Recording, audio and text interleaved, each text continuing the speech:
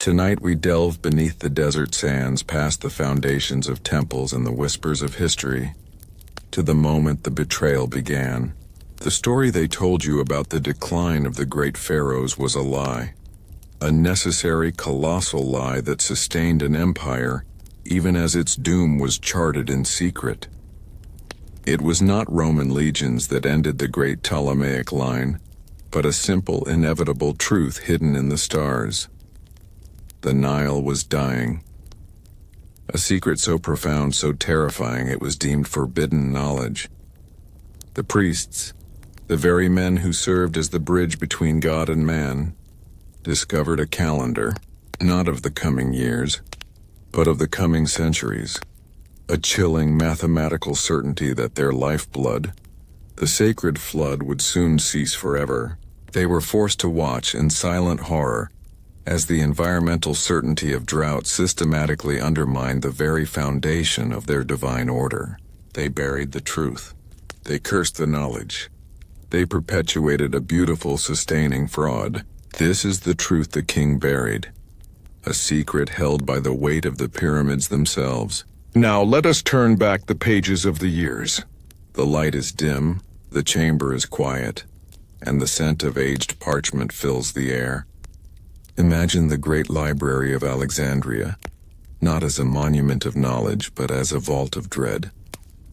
We are in the inner sanctum, a room carved from the deepest stone where only the highest priests and the lineage of the pharaoh may tread. Outside, the city hums with the illusion of eternity. Inside, a select few are grappling with a document that promises the end of everything.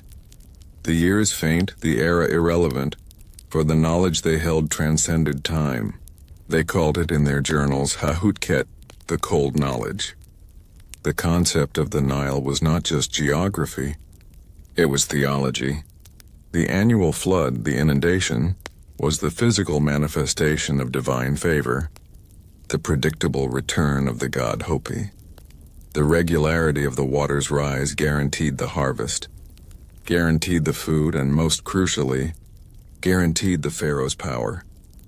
His very title, his mandate to rule, was predicated on his presumed connection to the gods, his ability to ensure the flood's return.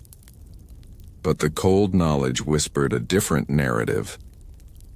It spoke of cycles that dwarfed the reign of any man, astronomical alignments combined with meteorological records, a chilling calculus that showed the inundation was not eternal, but finite. Imagine the high priest, Ptolemies, watching the scribes meticulously comparing data, the precise measurements of silt deposits, the height of the flood recorded on the nilometers across millennia, the deep ocean wind patterns sketched by nervous navigators. They were not looking at tomorrow's weather. They were witnessing a slow-moving cosmic withdrawal of providence. The graphs did not dip. They dropped off a cliff edge, centuries in the future, yet certain as the dawn.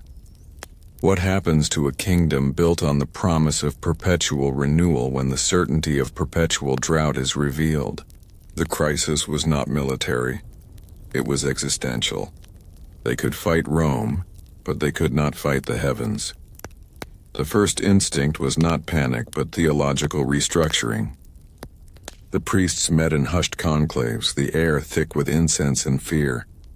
They had to choose: reveal the awful truth and risk immediate, shattering civil war, or suppress the knowledge and save the social contract. To choose the latter was to accept a terrible moral decay. They would willingly deceive their entire civilization, becoming the custodians of the greatest lie in history. The decision was swift, chilling, and rational. The lie had to live so the people could live. The original documents detailing the final, fatal cycle were gathered, not burned, for the priests were scholars before they were liars, but sequestered. They were placed in lead-lined chests, entombed in the deepest rock layers beneath the library. A deliberate burial of environmental certainty. This was the moment the divine order ceased to be a matter of faith and became a matter of statecraft and strategic deceit. The next step was systemic deception. They began to tweak the public records. The Nilometer readings were slightly inflated in official decrees. Festivals celebrating the flood were made grander, louder, more frequent. An excess of piety designed to mask the subtle anxieties already appearing in the distant provinces, where the floods were indeed becoming less robust. The priests became the masters of illusion, using ritual and spectacle as weapons against despair. The Pharaoh himself became a player in this grand theater of lies. Every decree, every public appearance was designed to reinforce the central untruth: that the gods were pleased, that the Nile was eternal, that the king held the cosmos in balance. His face, carved into countless monuments, was the image of unshakable confidence, even as the small, select group around him knew they were living on borrowed time, operating a meticulously crafted machine destined for a spectacular failure. Think of the psychological toll on these men. They walked among their people, farmers tilling the soil, merchants exchanging grain, children splashing in the river, knowing with terrifying precision that every one of these lives was founded on a soon-to-be-extinct resource. They saw not the bustling city of Alexandria, but a ghost town, decades or centuries hence, bleached by a sun that would have no water left to challenge it. This forbidden knowledge forced them into impossible ethical terrain. Were they saving the kingdom now by sacrificing its future truth? Or were they committing a profound injustice by denying their descendants the chance to truly prepare, to migrate, to adapt? The great public works projects, which history recorded as monuments to Ptolemaic ambition, were in truth monuments to deceit. Massive, unnecessary irrigation canals were dug, not because they were needed now, but to project an image of abundance. They were theatrical props designed to convince the populace that the government was actively mastering the water, even as the water was slowly abandoning them. Every bucket of earth moved. Every stone laid was a deliberate grand-scale falsehood, paid for by the resources secretly diverted to the coastal regions for the true, hidden project, the quiet preparation for the ultimate retreat. They became prisoners of their own intelligence. The certainty of the future forced them to corrupt the reality of the present. Their civilization, which worshipped truth and knowledge, was now predicated on their wholesale rejection. The scribes who once celebrated discovery now specialized in erasure. The archivists who once guarded texts now guarded secrets. In the quiet of the night, when the scent of the sea mingled with the dry smell of the land, the Pharaoh and his high priest would stand on the highest tower, looking out over the city. They weren't looking at the stars for guidance anymore. They were looking at the stars as an enemy, as the silent, cold clock ticking down the hours until the divine order gave way entirely to environmental certainty. The heavy silence in the room is not the quiet of peace, but the quiet of a tomb, sealing off a truth too dangerous to exist. The knowledge they buried was not just about water. It was the secret that the gods could abandon Egypt, that the fundamental sustaining promise of the universe could be broken.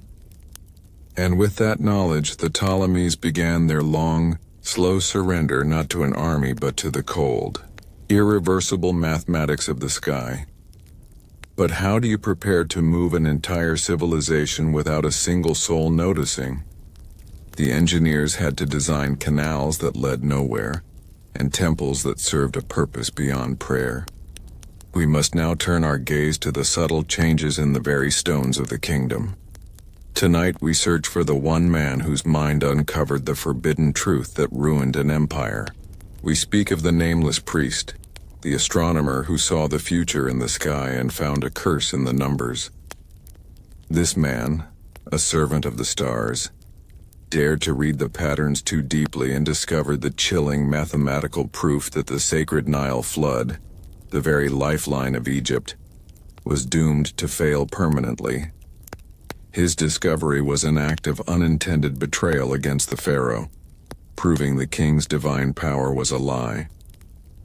The knowledge he found was so profound, so devastating to the divine order, that the Ptolemies did not execute him.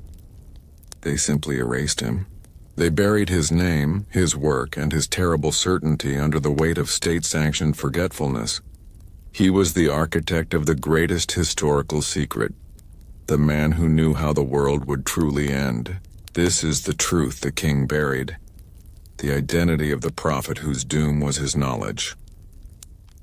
Now let us turn back the pages of the years. The light is dim, the chamber is quiet, and the scent of aged parchment fills the air. We move from the grandeur of the pharaoh's court to the quiet contemplation of the observatory. High above the bustling markets and the murmur of the river, a man worked with lenses and charts, seeking not miracles but precision. The priest was not a revolutionary. He was a meticulous archivist. His name, lost to history, matters less than his function.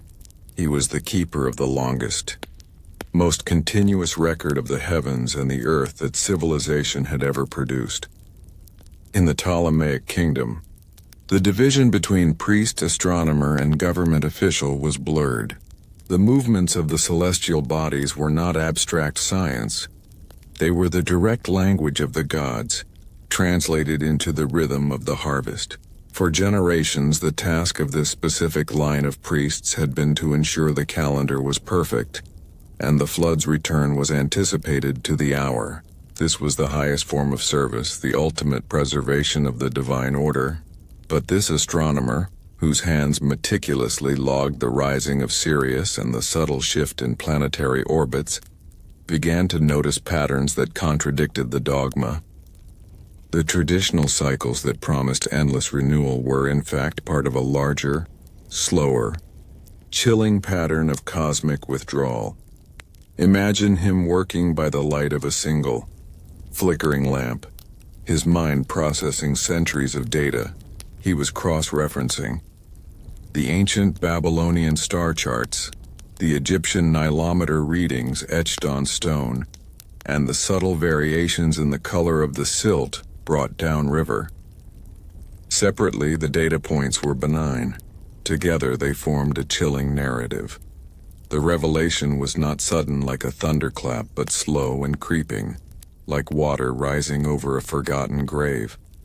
He discovered that the cycles of major cosmic events that influenced everything from monsoon patterns far to the south to the temperature of the Mediterranean, were entering a multi-century trough. This was the cold knowledge he uncovered. It meant the headwaters of the Nile would receive less and less rain, gradually, irreversibly. The river was not merely low. It was entering a terminal natural decline. His discovery was, quite literally, the undoing of the pharaonic state. If the Nile failed, it meant the gods had withdrawn their blessing. If the gods had withdrawn their blessing, the pharaoh was not divine. If the pharaoh was not divine, his entire system of governance collapsed. He was the first and only man to hold the environmental certainty that would undo the world. The moment he presented his findings was characterized not by outrage, but by absolute paralyzing fear. He did not speak of rebellion. He spoke of climate. He did not use the language of treason. He used the language of mathematics. The priests who heard him did not doubt the numbers. They doubted the moral capacity of the people to handle them. And so, the greatest crime was conceived: the death of the discoverer's reputation. The astronomer priest was not killed in a dramatic fashion. Instead, he was subjected to the ultimate erasure, damnatio memoriae. His name was systematically chipped away from the official rolls of the library and the temples. His signature was declared a forgery on all the astronomical charts he had perfected. The data he had presented was corrected by a committee of approved loyal scholars. The betrayal was intellectual, slow, and final. He was given a lavish retirement, a gilded cage, where he was permitted to study the stars that had condemned him, but forbidden ever to speak of what he found. His life became a living paradox. He was the most knowledgeable man in Egypt, yet officially did not exist. He watched the massive public works projects begin, the very theatrical lies designed to distract the populace, knowing that every grain of sand moved was part of the cover-up of his truth. Imagine the psychological landscape of this man. He carried the burden of his entire civilization's impending doom. He could not share it with his students, his family, or his colleagues. Every conversation was a performance. Every prayer for the flood was a lie he had to silently endorse. He was forced to live out his days under the crushing weight of the future, a prisoner of his own devastating precision. Perhaps he spent his final years seeking an error in his equations, praying for a mistake in the ancient star charts, hoping the curse of certainty was merely a complex illusion. But the numbers never wavered. The cycles held true. The Nile was on its trajectory toward silence. His existence became the true secret of the Ptolemaic dynasty. They had to maintain the image of the divine king. And to do that, they had to prove that the man who broke the code was nothing more than an aging eccentric, an unreliable scholar whose complex theories were dismissed by simpler, more politically sound men. He was erased to preserve the beautiful, terrifying illusion of eternity. And when he finally died, his funeral was a quiet affair, unlisted in the annals, attended only by those few priests who carried the same forbidden knowledge. They did not mourn a man. They mourned the loss of truth itself, the permanent, conscious choice to place a political lie above an inconvenient scientific fact. He was the only man who truly knew the hour of Egypt's death. But if the identity of the truth-teller was hidden, the evidence of his truth had to be contained. How did the priests systematically remove every astronomical and hydrological record, creating a permanent, invisible void in the archives of Alexandria? We must next peer into the shadows of the library itself. Tonight we watch as the cosmos themselves deliver a curse upon the mightiest kingdom on earth. The core betrayal of the Ptolemaic kingdom lies in its religious foundation. The pharaoh's power was granted by the stars, the gods, and the predictable flood of the Nile. But the ancient, sacred charts held a forbidden truth. They contained a subtle, hidden sequence, the astrological blunder, a configuration of the farthest planets and celestial dust that proved mathematically that the gods were not angry, but simply gone. They foretold not a temporary drought, but a permanent cosmic abandonment that would cause the sacred flood to fail forever. This secret, this lie of celestial neglect, was immediately buried beneath centuries of falsified horoscopes and manufactured prophecies. The priest could not allow the people to know that their entire system of belief was based on a clock that had finally run down. This is the truth the king buried, the final cold silence of the heavens. Now let us turn back the pages of the years. The light is dim, the chamber is quiet, and the scent of aged parchment fills the air. We are not looking at simple fortune-telling, but at the deep, complex cosmology of Egypt, a system where every drop of the Nile was tied to the rising of a specific star. This was the source of life, the logos of the kingdom. When the astronomer priest, the one who broke the code, revealed his terrifying calculus, he was not just predicting the weather. He was confirming the unimaginable, that the divine order itself had a quantifiable failure rate. In the temples of Memphis and the towers of Alexandria, the movement of the heavens was documented with obsessive, sacred accuracy. For the Ptolemies, Hellenistic science and Egyptian ritual were one. They believed that by reading the stars, they could read the will of the deities, Osiris, Isis, and most importantly, Hapi, the spirit of the Nile. When the celestial signs were in harmony, the river would rise, the silt would enrich the land, and the cycle of life would continue. The astrological blunder was the identification of a long-term cosmic disarray. It wasn't about a single eclipse or a wandering comet. It was the slow, predictable alignment of distant, heavy forces that influenced global weather patterns far beyond Egypt's borders, the same forces that drove the seasonal rains at the Nile's headwaters thousands of miles away. Imagine the priests tracing the lines on the clay tablets. They had hundreds of years of data, from the meticulous Babylonian records brought by trade to the homegrown generational measurements. They noticed an almost imperceptible wobble, a slight deviation in the ancient trusted cosmic map. This wobble, when projected forward through time, signaled a multi-century shift that would starve the equatorial basin of the vital monsoon rains. It was the moment science defeated mythology. The priests were not gazing upon the anger of the gods, which could be appeased by prayer and sacrifice. They were gazing upon a cold, indifferent physical mechanism, a cosmic clock ticking down regardless of human piety. The true terror was the realization that the failure of the gods was built into the universe itself. If the gods failed to provide the flood, then the entire structure of the Pharaoh's divine order was void. The common people would conclude, quite logically, that the Pharaoh had lost favor, or worse, that the gods had never truly been in control. The reaction of the elite was immediate and purely pragmatic. They could not risk the social collapse that truth would bring. The solution was not to prepare for drought, but to manufacture an alternative cosmos. The priests initiated a secret project, the creation of a lie so compelling, so beautiful it would overwrite the true sky. They began to subtly falsify the official astrological records. New, less accurate, but more politically stable star charts were commissioned.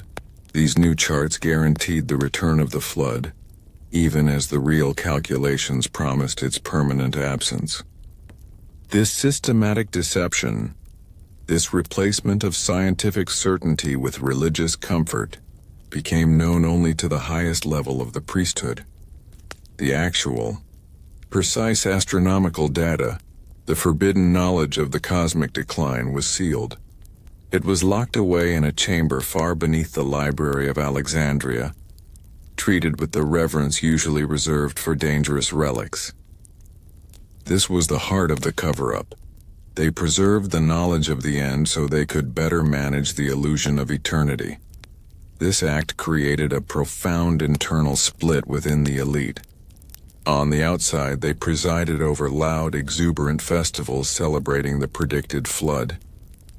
They issued decrees based on the falsified horoscopes, promising bounty and prosperity. On the inside, they were consumed by quiet dread, living under the shadow of the astrological blunder, knowing that the heavens they preached about were no longer real. What burden does it place upon a man to perform a sacred ritual, knowing the very premise of that ritual is a conscious deception? Every time a priest proclaimed the Pharaoh's divine mandate, every time they pointed to the correct star to predict the harvest, they compounded their betrayal of the very faith they served. They became the engineers of a massive, beautiful fraud. They maintained the grand illusion of the divine order not out of piety, but out of fear of anarchy. It was the ultimate moral decay, trading the truth of the universe for temporary social control. And so, as the centuries passed, the Egyptian people continued to look up at the night sky, their faith renewed by the prophecies and charts handed down from the temples. They were comforted by the stars, never realizing that the priests were showing them a phantom heaven, a deliberate, soothing projection that bore no relation to the cold, cosmic reality. The true gods had not just failed, they had been replaced by a lie constructed by man. The slow, quiet decline of the Nile was a physical manifestation of this cosmic deception. Every season the river failed to reach its promised height.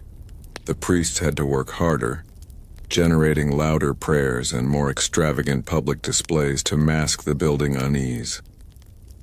They were fighting the heavens with theater, but managing the heavens was only half the struggle. The ultimate proof of the failure of the gods lay in the physical records of the earth. We must now leave the high towers and descend into the crypts, where the real numbers, the physical measurements of the drought, were kept. Tonight, we step past the famous halls of knowledge and into the unseen heart of the betrayal, the great library's shadow chamber. You know the library as the world's archive of human genius, but secretly, it was the tomb of a forbidden truth. Deep within its foundations lay a hidden vault, carved from the rock itself, where the Ptolemies kept the chilling, complete data proving the Nile would die. This chamber contained the original, unedited astronomical and hydrological records, the curse of environmental certainty. Every scroll here was a lie by omission, preserved not for learning but for control. They did not burn this secret, they sealed it, creating a chilling archive of inevitable doom, ensuring that only the king and his high priests knew the true calendar of collapse. This is the truth the king buried, locked away in the quietest, darkest room of human history. Now let us turn back the pages of the years. The light is dim, the chamber is quiet, and the scent of aged parchment fills the air. Imagine the vast colonnaded halls of the Library of Alexandria, filled with the murmur of scholars. But we go deeper, past the public shelves and down a forgotten spiral staircase worn only by the feet of the few who held the highest power. The air grows cool, damp, and heavy. This is not a place for study. It is a place for silence. The shadow chamber was the ultimate paradox. The greatest repository of truth became the greatest vault of lies. The chamber itself was an engineering marvel, designed not to keep fire out, but to keep truth in. Its walls were lined with lead, meant to shield the sensitive astronomical instruments and scrolls from outside interference, but also, symbolically, to isolate the cold knowledge from the world above. Access required the seal of the Pharaoh, the high priest, and the chief archivist, a triplicate lock against unauthorized clarity. Inside, the atmosphere was one of quiet, terrifying preservation. The scrolls here were not bound in expensive dye. They were wrapped in plain linen, labeled with cryptic symbols that only the inner circle could decode. These were the documents of the Nile's betrayal, the raw data that contradicted the official narrative of divine permanence. Here lay the original Nilometer measurements, showing the precise century-by-century decline in the flood crest, a decline so subtle it went unnoticed by the farmers, yet so relentless it horrified the priests. They had the records from the furthest reaches of the river, where the flood was already failing badly long before the drought reached Alexandria. This was the true evidence of the environmental certainty that the entire kingdom was conspiring to ignore. In one section, there were the astronomer priests' original uncorrected star charts, the ones that detailed the astrological blunder, the cosmic alignment that promised the Nile's demise. These scrolls were not only physically separated but theologically cursed, declared heretical and dangerous, despite being scientifically flawless. They represented the ultimate failure of the divine order and could never be allowed to reach the public eye. Imagine the archivist, a man whose life was dedicated to the curation of knowledge, now forced into the role of a censor.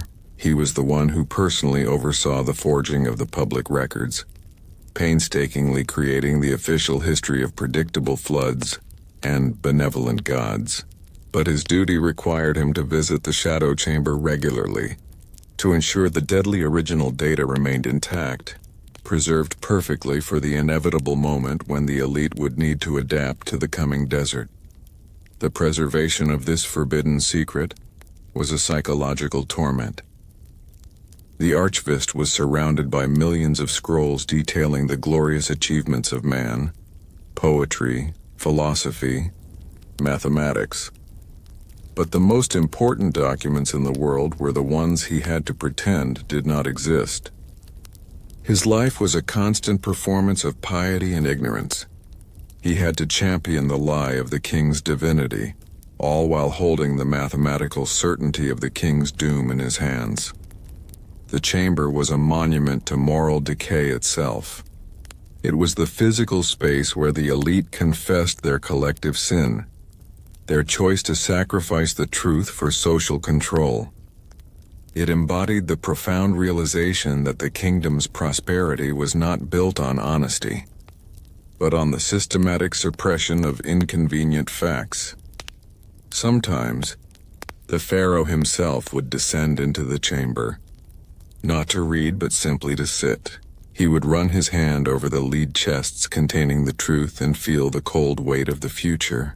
He was looking at his true destiny, the curse he inherited, the knowledge that no army, no treaty, no display of pomp could save his line from the laws of physics and climate. The shadow chamber was also the planning room for the kingdom's eventual secret migration. It contained the real maps, the ones that showed the dwindling fertile land and the proposed new coastal capital, the great diversion that the public knew nothing about. These architectural secrets were drawn up in the dark, away from prying eyes, anticipating a future where the current seat of power would become worthless dust. The very atmosphere in the chamber whispered of caution. The slow, rhythmic dripping of condensation, the heavy silence, the scent of lead and aged papyrus. It was the smell of inevitability. It taught the rulers that certainty, when it contradicts belief, must be silenced. The true value of the Library of Alexandria, in this light, was not what it shared with the world, but what it meticulously hid. The vast open halls were the beautiful facade of the lie. The shadow chamber was the ugly, rational engine of the truth. It was the place where hope went to die, leaving only cold, hard data behind. This preserved secret was the insurance policy of the elite. As long as they held the true data, they maintained power. The people were controlled by the lie of the flood's return, but the priests were controlled by the forbidden knowledge of its absence. But how do you keep the greatest physical evidence of the drought, the measurements themselves, from contradicting the massive lie you are projecting to the world? We must now turn our attention to the physical alteration of the most sacred measuring tool in Egypt, the Grand Nilometer. Tonight, we reveal the most spectacular and tragic act of betrayal in the Ptolemaic kingdom, the invention of the ritual of false hope. Knowing the Nile was under a celestial curse of permanent drought, the Pharaoh and his priests had to maintain the illusion of divine favor. Their solution was not prayer, but theater, a massive choreographed lie designed to engineer public faith in a dying river. They turned every religious ceremony into a calculated tool of deception, intensifying the spectacle and the noise to distract the masses from the dwindling water level visible to all. The vibrant festivals, the booming hymns, the extravagant sacrifices, all were carefully planned acts of statecraft, masking the forbidden secret that the life-giving god Hapi was abandoning Egypt forever. They drowned the truth in sound and color. This is the truth the king buried, hidden within the dazzling light of his own rituals. Now let us turn back the pages of the years. The light is dim, the chamber is quiet, and the scent of aged parchment fills the air. The scene shifts from the cold stone of the secret library to the sun-drenched banks of the Nile itself, just before the expected inundation. This is where the deception played out in brilliant color. The priests, armed with the cold knowledge of certain drought, had to become masterful stage managers. They understood that the greatest threat was not the Romans, but the quiet, creeping doubt of the farmer who saw his well growing shallow. To combat this, they had to make faith feel louder, stronger, and more real than the reality of the diminishing water. The annual cycle of the Nile had always been marked by ritual, but under the shadow of the environmental certainty of collapse, these rituals became frenetic, almost desperate performances. The most critical deception centered around the feast of the inundation, the moment the sacred floodwaters were meant to arrive. In the past, the ritual was one of quiet anticipation and thanks. Now it became a frenzy of orchestrated spectacle. Imagine the scale. Thousands of citizens gathered watching the priests. Instead of waiting patiently for the waters to rise, the priests began using concealed mechanisms, pumps and ancient Roman-style aqueducts, installed far upriver to create artificial surges near the public viewing areas. They created localized, temporary bursts of water to give the appearance of a robust flood beginning. Even as the overall river level remained tragically low, the priests preached with greater intensity, their voices booming with carefully scripted prophecy, each word chosen to reinforce the illusion of a pleased and benevolent God. They used rhetoric, not piety, to manage the crisis. Their focus shifted from communing with Hapi to compelling public acceptance of the lie. The sacrifices grew exponentially in number and grandeur. The burning of incense and offerings was maximized to create thick, sweet-smelling smoke that obscured the view of the distant, struggling riverbanks. The noise, the drums, the trumpets, the shouts of the officiants was amplified to an almost deafening pitch, a wall of sound designed to drown out the private, fearful whispers of the farmers who knew their lands were thirsty. This was the core of the ritual of false hope, a theatrical overload intended to overwhelm skepticism through sheer sensory bombardment. The people were so dazzled by the performance, so moved by the collective sound and light, that they were less inclined to trust the quiet, damning evidence of their own eyes. The Pharaoh himself became the central, magnificent pivot of the betrayal. He would appear draped in the heaviest gold, his procession deliberately long and slow, commanding every eye. His presence was a deliberate distraction from the river itself. His every gesture, the pouring of a sacred libation, the casting of a symbolic flower, was meticulously timed to coincide with the manufactured surge of water, solidifying in the minds of the citizens the direct, causal link between the king's divinity and the flood's return. The cost of these rituals soared. They were financed by the funds secretly diverted from necessary infrastructure repairs, a profound moral decay. The leadership chose to spend fortunes on the illusion of stability rather than on practical long-term solutions, because the primary goal was not to save the future, but to maintain control of the present. They valued the belief in the flood more than the flood itself. The psychological layer of this deception was immense. The priests, the very men performing these duties, were living double lives. In the morning, they were the keepers of the shadow chamber, studying the forbidden knowledge of the drying earth. In the afternoon, they were the enthusiastic actors in the grand theater of life, selling the soothing lie of perpetual fertility to their own families and neighbors. How did they endure the cognitive dissonance? Perhaps they rationalized it as a higher form of service. They weren't lying to the gods. They were lying for the gods, preserving the social structure against the devastating truth of cosmic indifference. The curse was their knowledge, and their penance was their performance. This sustained campaign of engineered piety had a corrosive effect.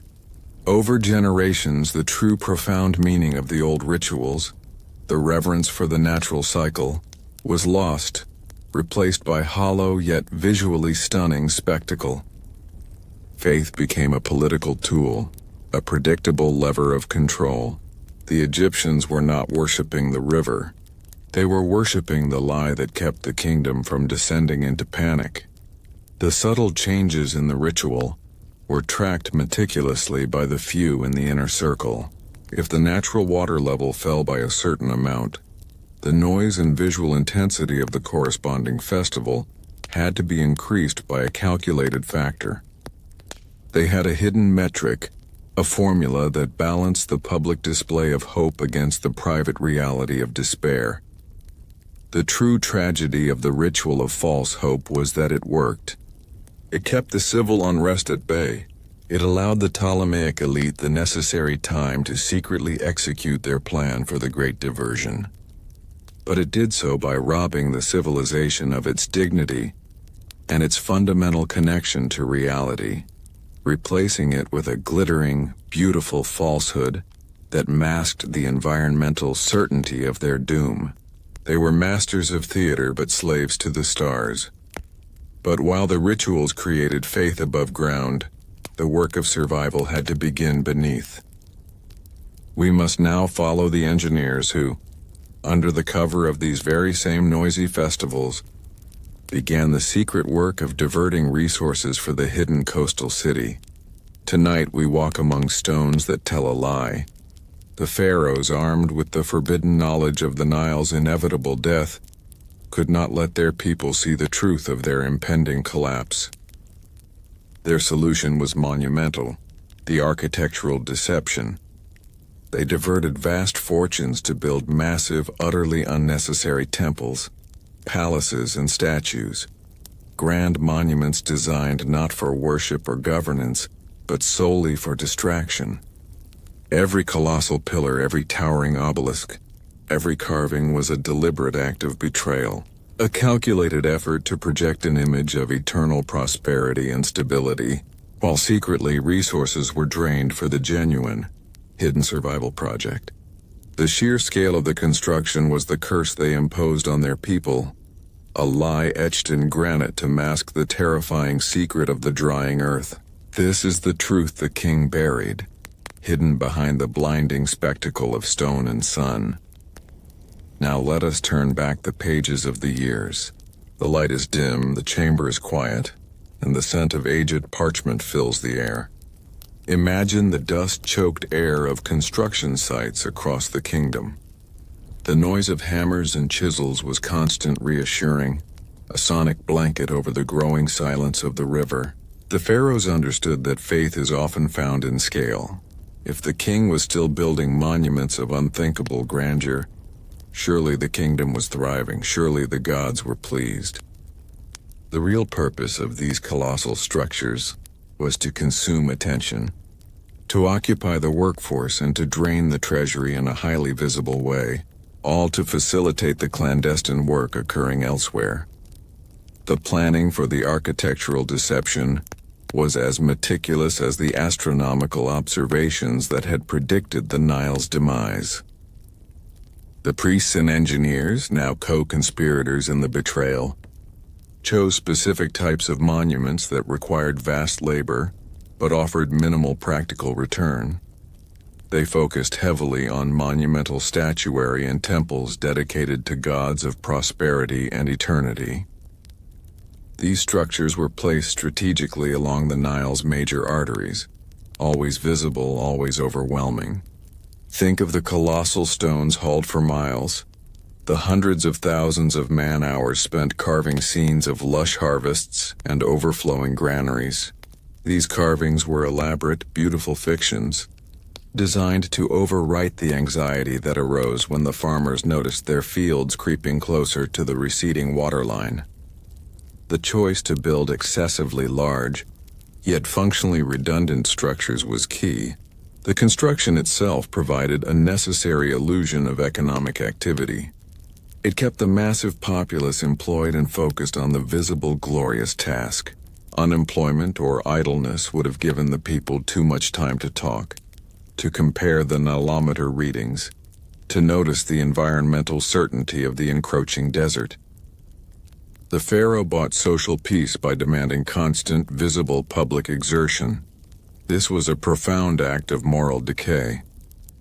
The wealth of the Ptolemaic state, which should have been used to research desalination techniques, develop arid land agriculture, or fund massive, long-term migration logistics, was instead spent on vanity, or so the public believed.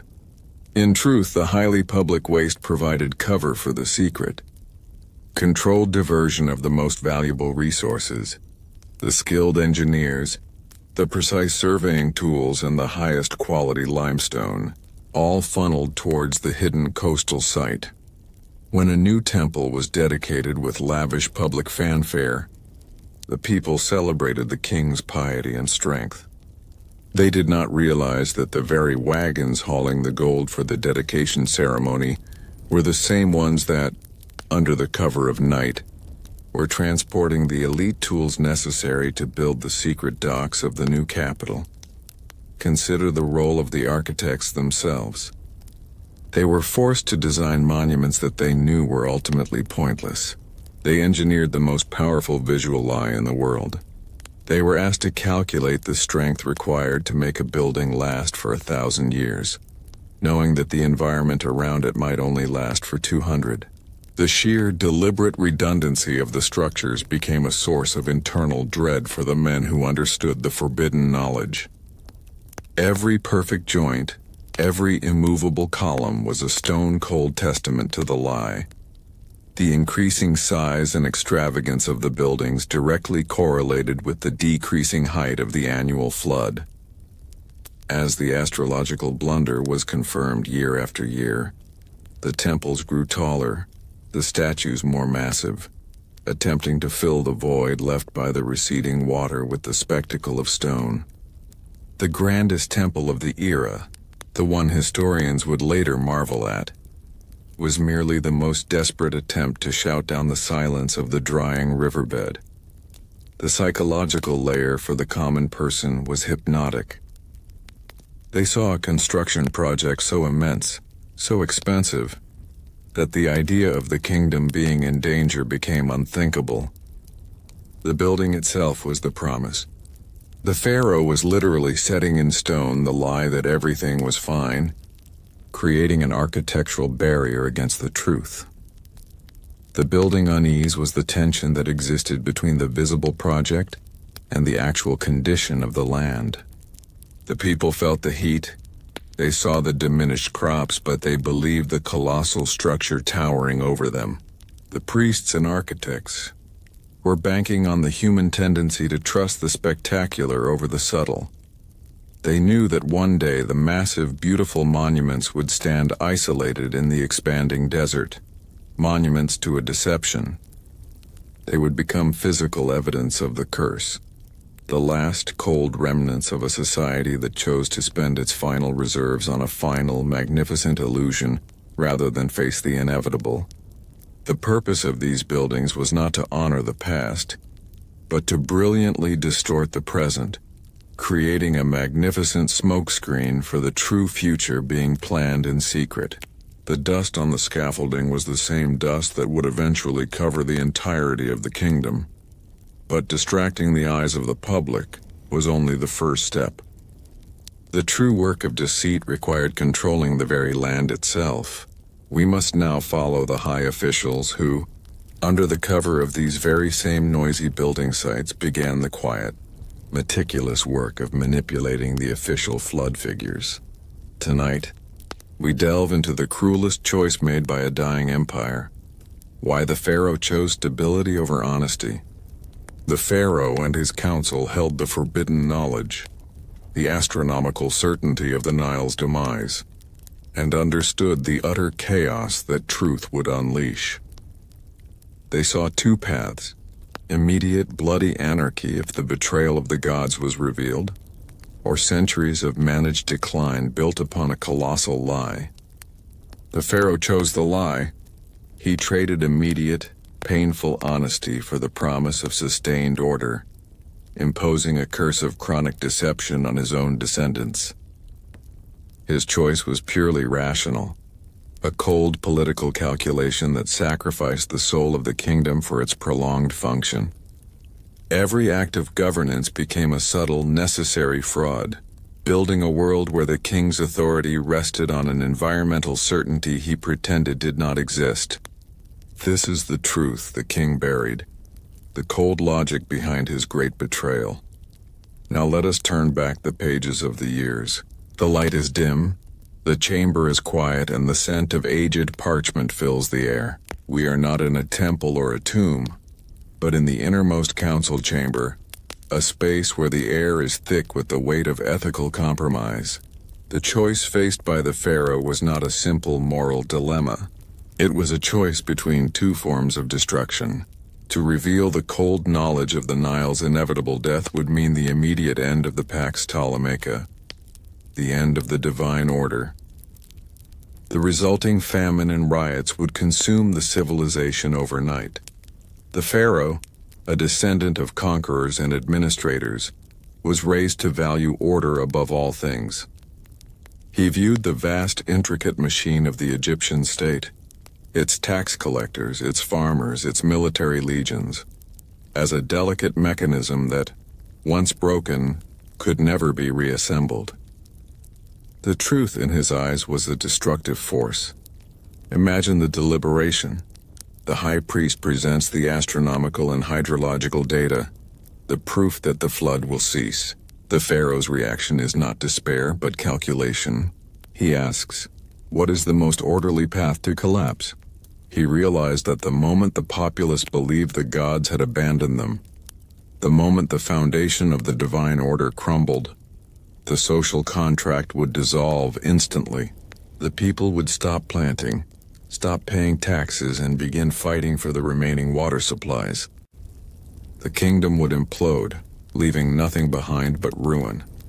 To choose stability meant accepting the moral decay of chronic deception.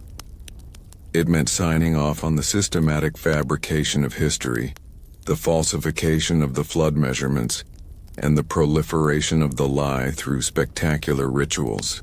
This choice turned the pharaoh from a divine ruler into a supremely rational, yet deeply cynical administrator. The cost was immense, both materially and spiritually. To maintain the illusion of health, they had to waste resources on the architectural deception, on temples and monuments designed to distract, rather than on vital, functional infrastructure. But the pharaoh saw this waste as an investment in stability. Better to spend gold on a pointless granite statue that reassures the people, than to save the gold and have the people riot over a truth they cannot bear. This decision was not made for his lifetime. It was a long-term betrayal of future generations. He knew his great-grandchildren would inherit the drying river and the immense, beautiful lie he started. But he judged that a slow, managed retreat, guided by a concealed elite who understood the forbidden knowledge, was preferable to immediate, chaotic annihilation. He gave his successors a chance to survive, even if that chance was built entirely on a foundation of conscious deceit. The psychological toll on the pharaoh was subtle, but profound. His divinity became a performance. Every prayer he uttered, every ritual he led, was a lie he had to force himself to believe in the moment, purely for the benefit of the witnesses. He became an actor, bound to the most demanding script ever written. The preservation of a faith he knew to be chemically, astronomically false. The hypnotic element of his governance lay in the creation of a soothing, predictable reality. Everything in the Ptolemaic world had to reinforce the lie. The pronouncements of the oracle, the height markers on the Nilometer, the themes of the poetry. The pharaoh created a bubble of comfortable fiction, perfectly calibrated to prevent panic and maximize compliance.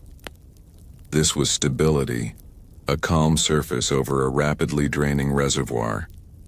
He believed that humanity could not handle the truth of its own cosmic insignificance, nor the environmental certainty of the end.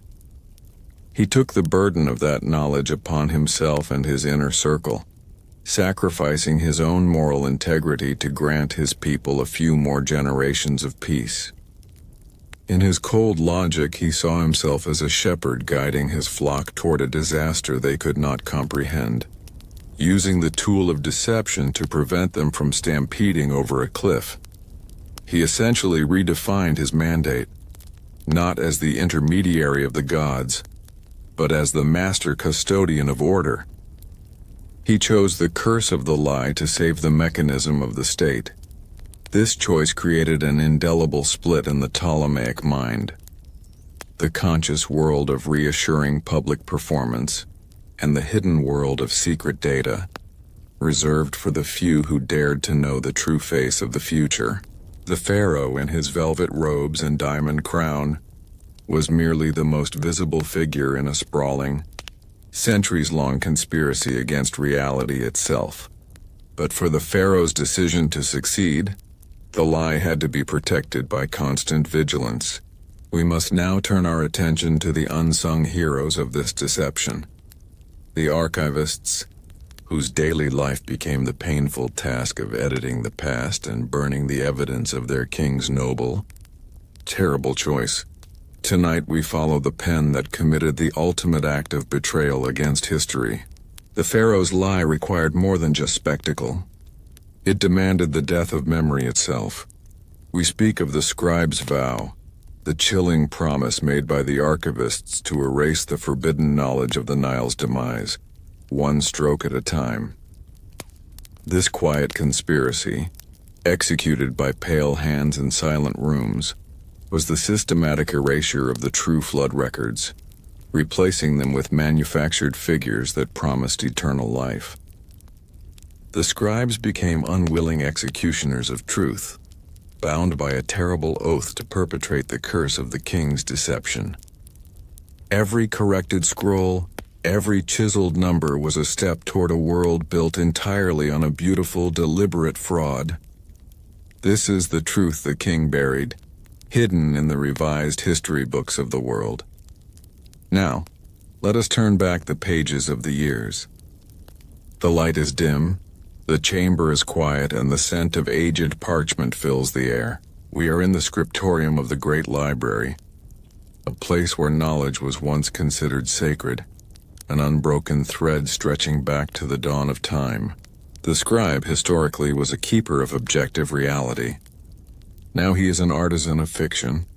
He sits at a worn wooden table not to copy the words of the past but to rewrite them. The only sound is the scratching of his reed pen against the papyrus, the quiet, relentless sound of history being murdered for the sake of political stability. The scribes who were chosen for this task were not common clerks. They were the most meticulous, mathematically precise scholars in the kingdom. Their skill was now turned to a dark purpose, the fabrication of the Nile's continued health. They were sworn to the scribe's vow, an oath not to their gods, but to the continued stability of the Ptolemaic state, recognizing the pharaoh's choice to preserve order over honesty. Their primary target was the hydrological records, the centuries of papyri detailing the annual flood heights, the silt measurements, and the projected crop yields. These records were the objective reality of the Nile, and they showed with terrifying clarity the slow, creeping decline predicted by the forbidden knowledge of the astronomer priest. Imagine the scribe's daily torment. He sits before two piles of scrolls. On the left, the original honest data, confirming the environmental certainty of drought. On the right, the fresh blank papyrus where he must transcribe the lie. He is told to adjust the flood figures by a specific, calculated percentage each year, just enough to reassure the farmer, but not so much as to raise suspicion among the educated elite outside the conspiracy. The work required not just dishonesty, but artistry. The new scrolls had to look and feel authentically old, complete with the appropriate damage and patinas of time. They had to weave the false figures seamlessly into the existing records, creating a continuous, believable tapestry of perpetual renewal. The scribe became a historical forger, the silent creator of a magnificent, functional fraud. This was a psychological slow burn. The scribe was living a double life. By day he maintained the lie that sustained the world. By night he was haunted by the truth he had scrubbed from the record, the terrifying, objective reality of the drying riverbed. He was a man drowning in dry numbers, The erasure was often literal. For records already etched onto stone or baked clay, the scribes used specially prepared abrasives to carefully file away the true figures, the actual height marks on the Nilometer reports, and painstakingly recarve the fabricated optimistic numbers. This physical act of deletion, performed under the cloak of night, was a ritualistic act of betrayal against their own scholarly integrity. The most challenging task was creating the historical context for the false data. To explain why certain fields were now unproductive, the scribes had to invent historical diseases, localized pestilences, or minor administrative errors, any narrative that blamed something temporary and controllable, rather than the permanent cosmic curse of the astrological blunder. They were not just changing numbers. They were rewriting the history of suffering. This immense task required a network of scribes, all sworn to the same vow. They communicated in coded language, using specific phrases and symbols in the margins of mundane documents to track which records had been corrected and which still contained the dangerous truth. They were a secret society of historical murderers, their weapon the reed pen, their victim the truth.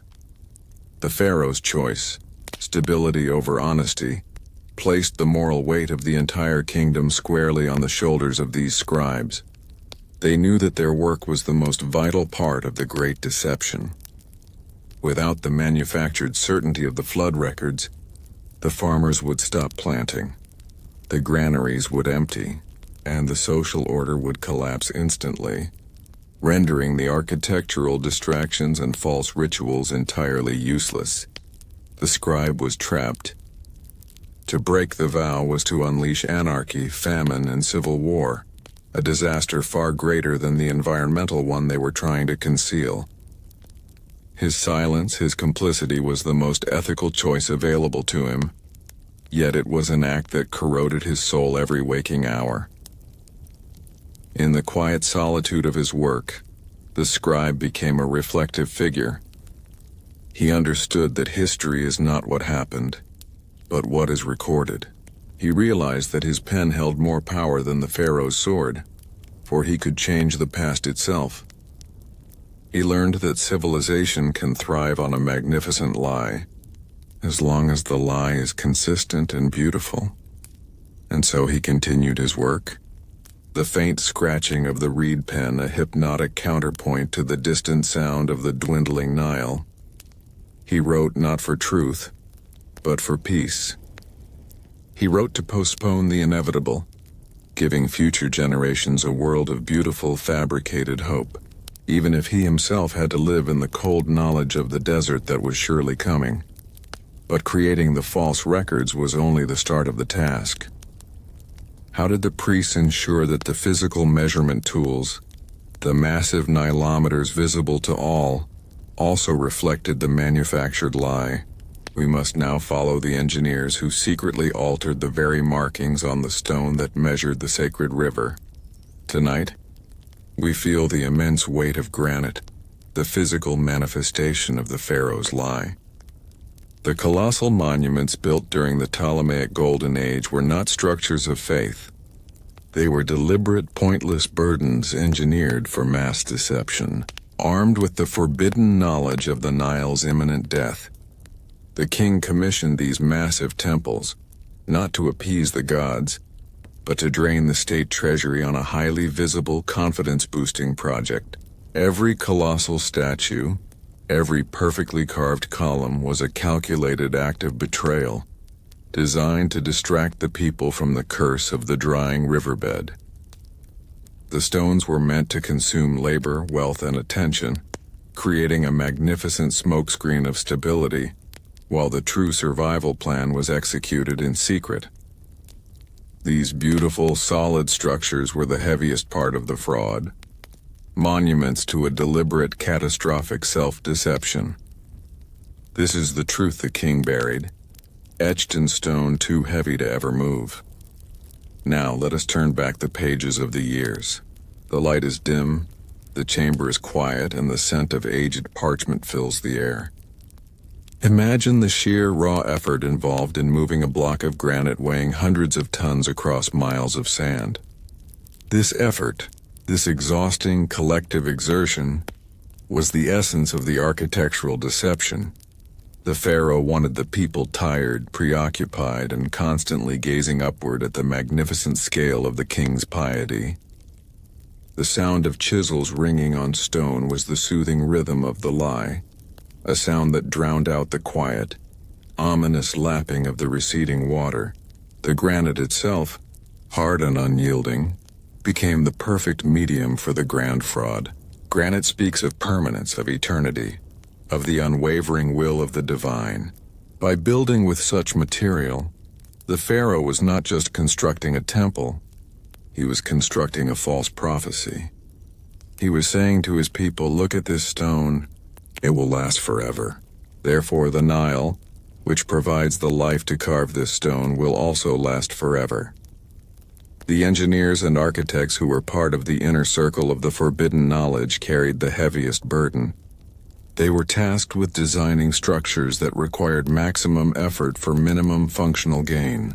They built irrigation canals that led to already well-watered fields, vast storage granaries far larger than necessary, and temples whose sheer footprint consumed land that should have been converted to higher yield. Drought-resistant crops. This was not incompetence. It was brilliant cynical strategy. The waste was intentional. Every gold piece spent on dragging a 50-ton block was a gold piece not spent on researching the environmental certainty of the desert. The immense visible spending on these divine projects demonstrated faith in the future, providing an unshakable confidence that the Nile would return. Because why else would a king invest so much? Consider the psychological effect on the workers. The endless labor provided a necessary distraction.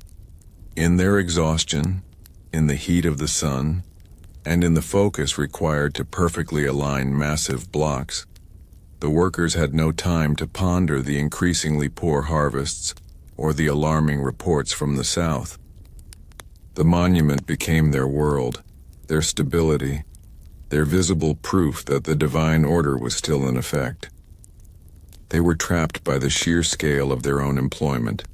The statues were a particularly potent instrument of the lie. Imagine a colossal carving of Hapi, the god of the Nile, rendered in granite, perpetually smiling and holding aloft symbols of abundance. The statue's fixed, optimistic gaze was a direct counter-narrative to the sight of the low water level at its base. The people were encouraged to trust the granite permanence of the god, rather than the transient, depressing reality of the water. The physical immensity of the stone was designed to override common sense. The pharaoh's choice, stability over honesty, was fully manifested in the sourcing and transportation of this granite.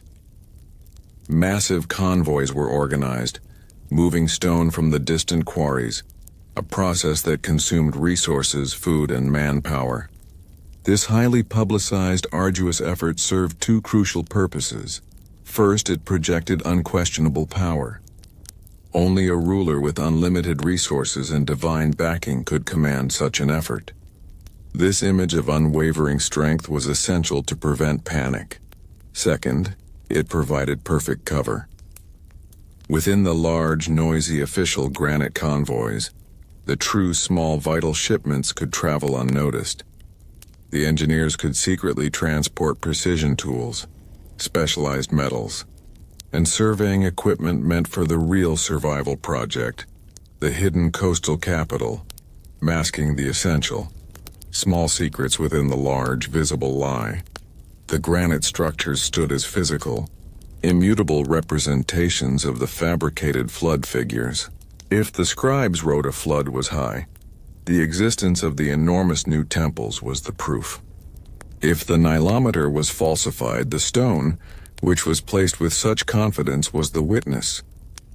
The stones were forced to bear the curse of this historical deception. As the centuries passed and the Nile indeed began its irreversible descent, the massive structures took on a terrifying new symbolism. They began to look heavy, oppressive, and utterly lonely. They stood like silent, magnificent mistakes on the edge of the desert. Vast mausoleums dedicated not to gods but to a political deception. The final irony of the weight of granite was that these monuments, built to secure the future of the Ptolemaic name, became the perfect visible testament to their moral decay. They were the ultimate sacrifice of purpose to appearance, of function to fraud. They silently declared to future civilizations that this great empire was consumed, not by foreign invasion, but by its own self-inflicted monumental illusion. They stand today, beautiful, awe-inspiring, and profoundly empty, eternal witnesses to a lie that secured the present by betraying the future. Their burden remains, a silent instruction from the deep past on the high cost of stability. The quiet of the desert now surrounds them, a quiet far deeper than any peace the Pharaoh achieved, a silence that swallows the distant echoes of the hammers that once created the sound of the great deception. The granite endures, waiting for the wind to fully erode the history of the lie it was forced to carry. But while the granite was a visible burden on the land, the most intimate act of deception took place deep within the sacred measure of life itself.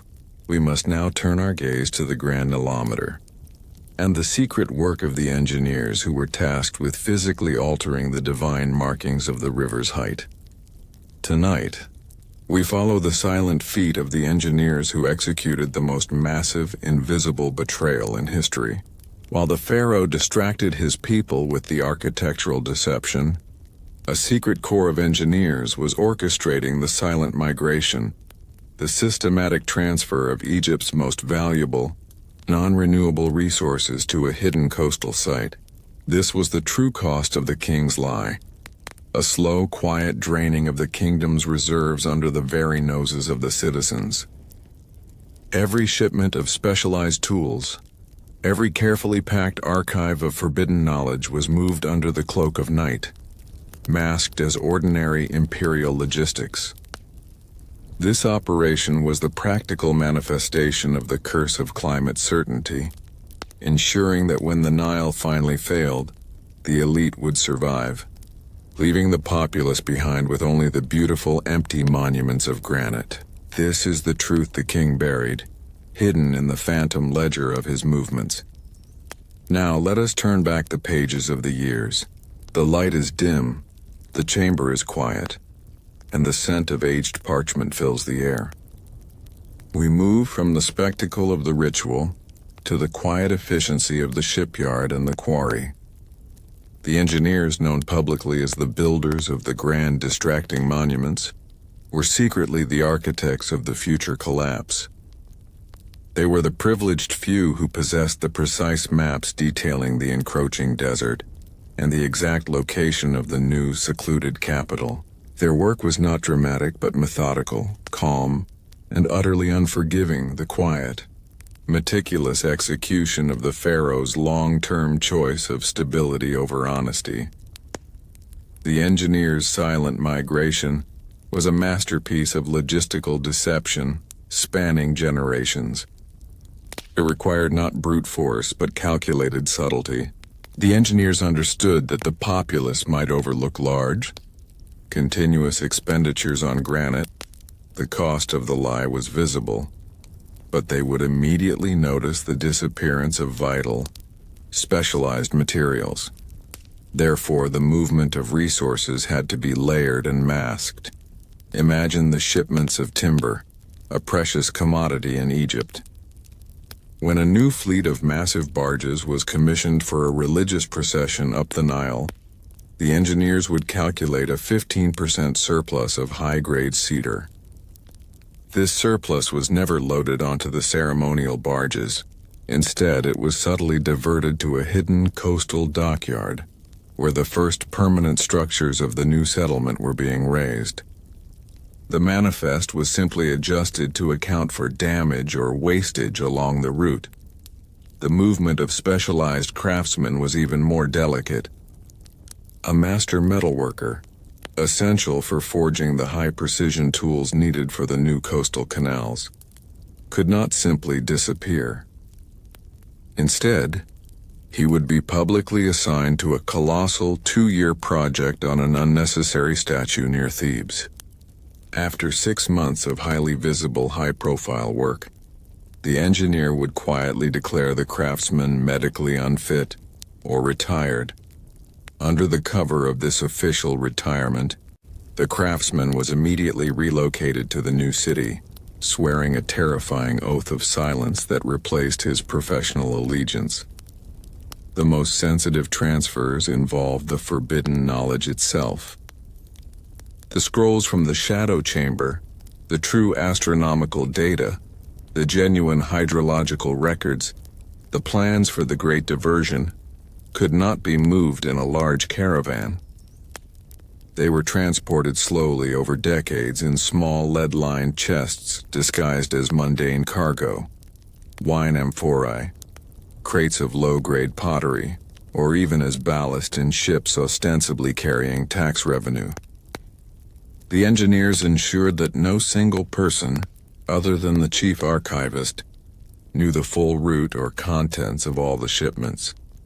This process of silent migration created a constant, low-level drain on the kingdom's resources, an invisible hemorrhage of its lifeblood. The engineers were forced to compromise the quality of current infrastructure projects to feed the future city. A new bridge might use slightly less durable mortar. A public canal might be dug a few inches shallower than necessary. These small daily betrayals were the hidden cost of the curse of certainty. Minor faults that would go unnoticed now, but would accelerate the decay of the old kingdom when the final drought arrived.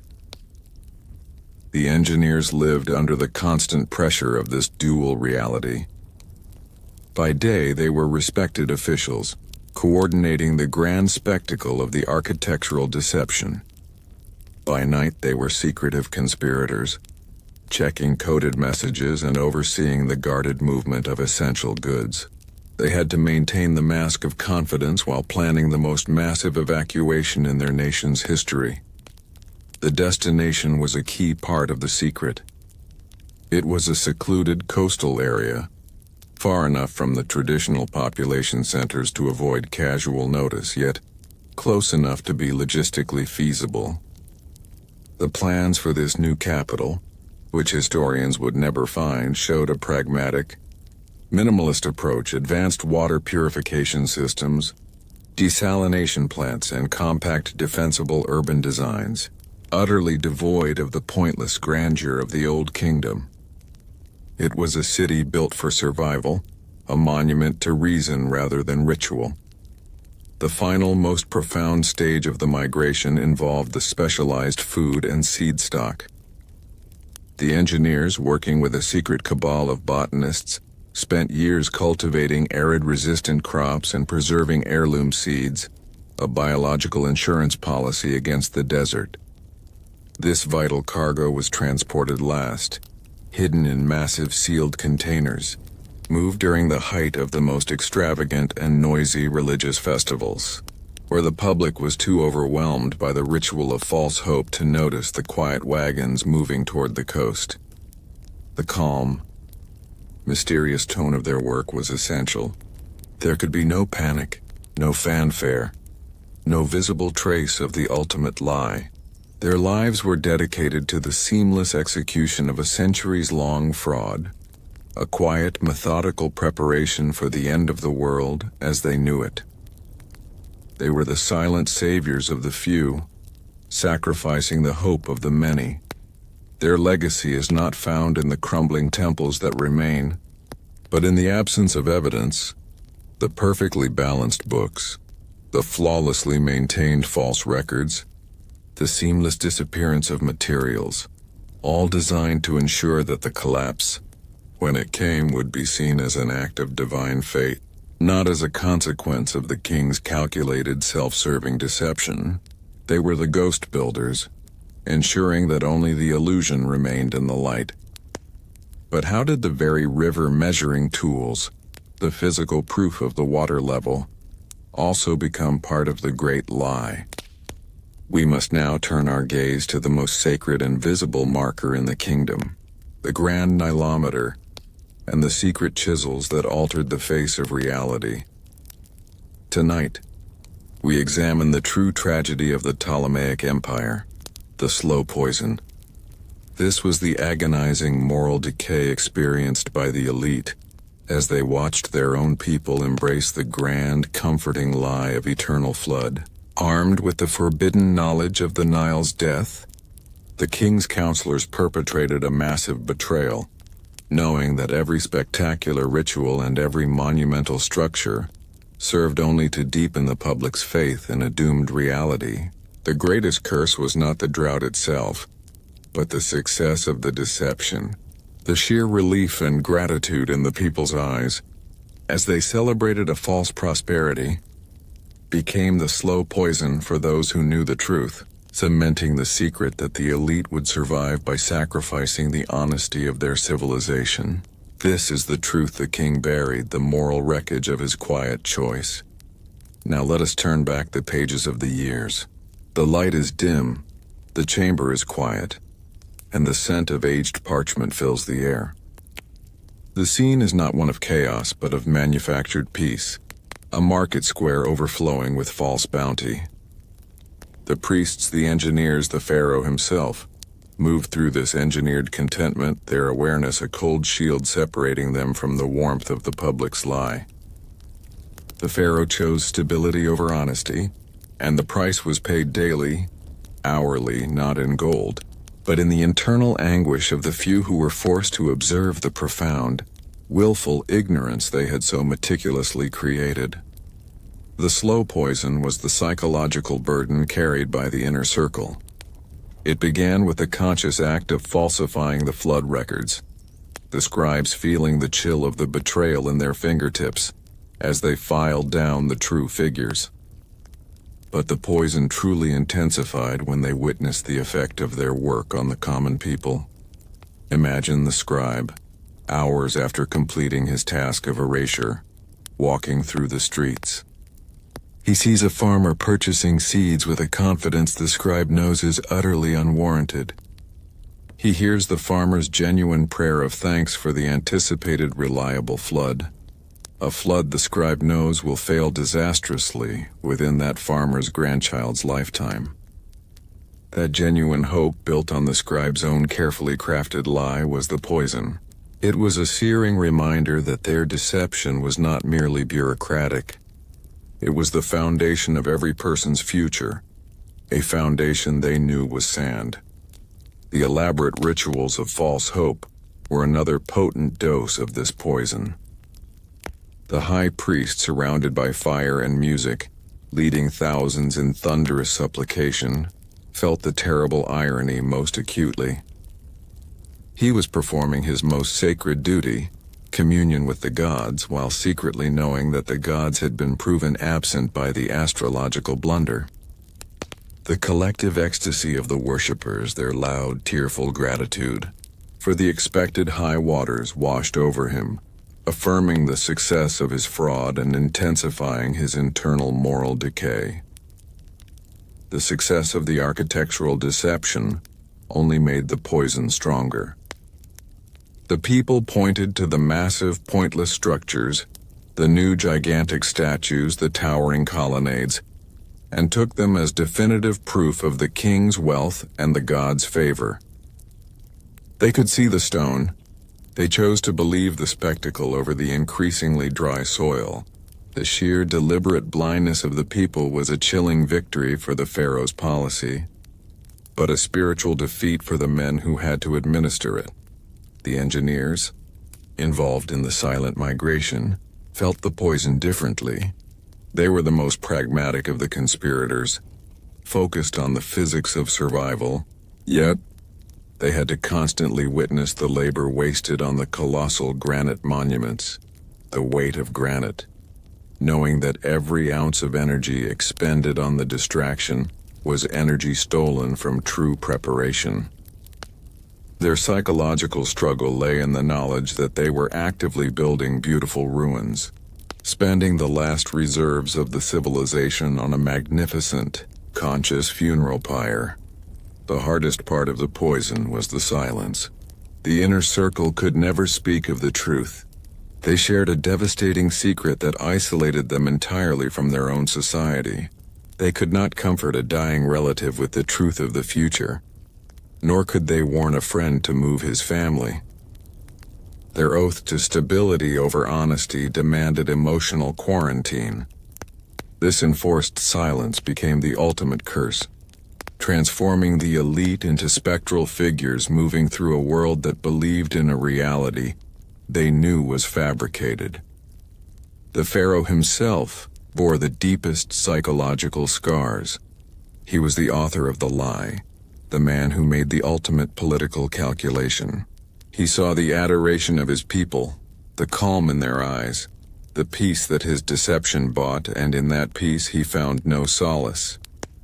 He knew that their contentment was a manufactured ignorance, a debt that would be paid fully by their descendants. His divinity became a mask he could never remove, a golden prison isolating him from genuine human connection. He ruled over an empire built on the certainty of its own death, and only he knew the time on the cosmic clock.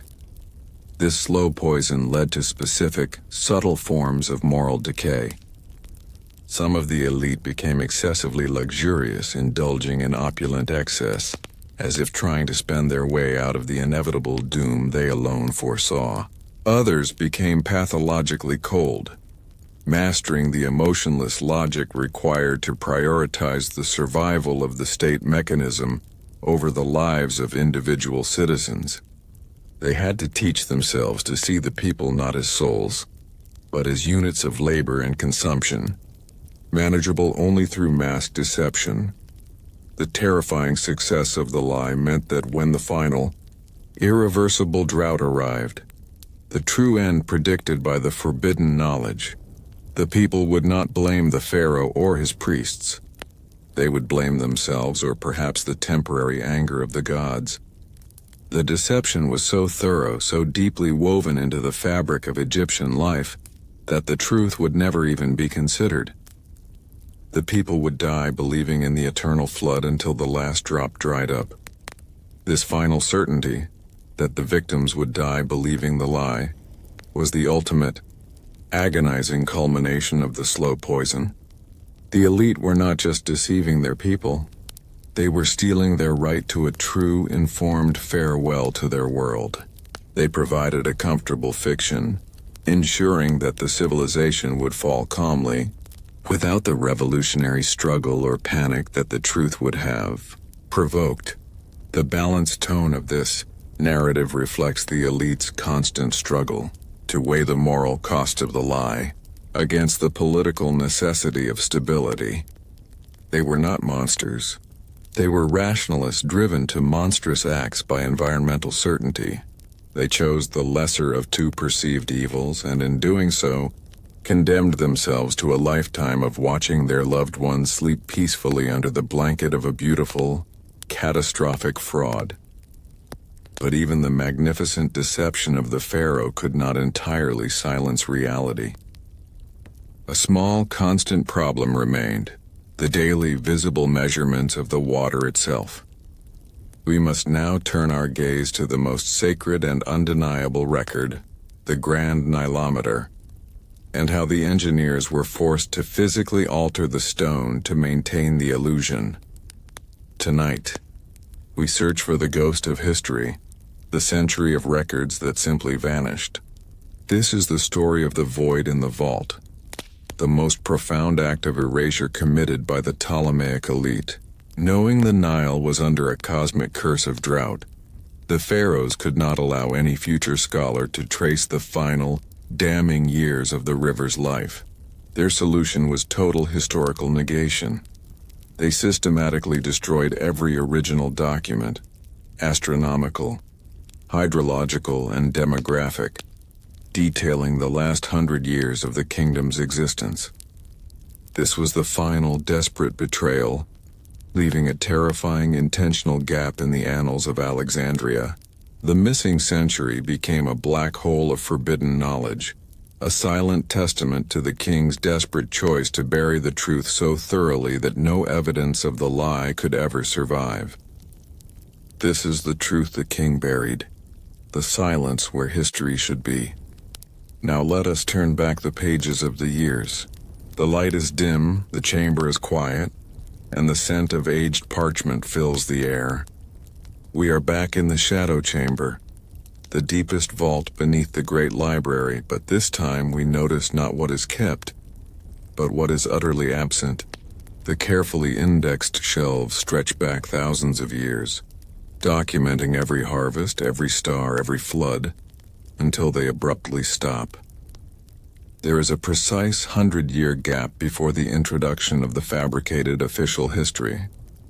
This planned vacuum, the void in the vault, was a masterful stroke of deception, an act that signaled the building unease of a society aware it was running out of time. The decision to execute the void in the vault came after the success of the initial deception.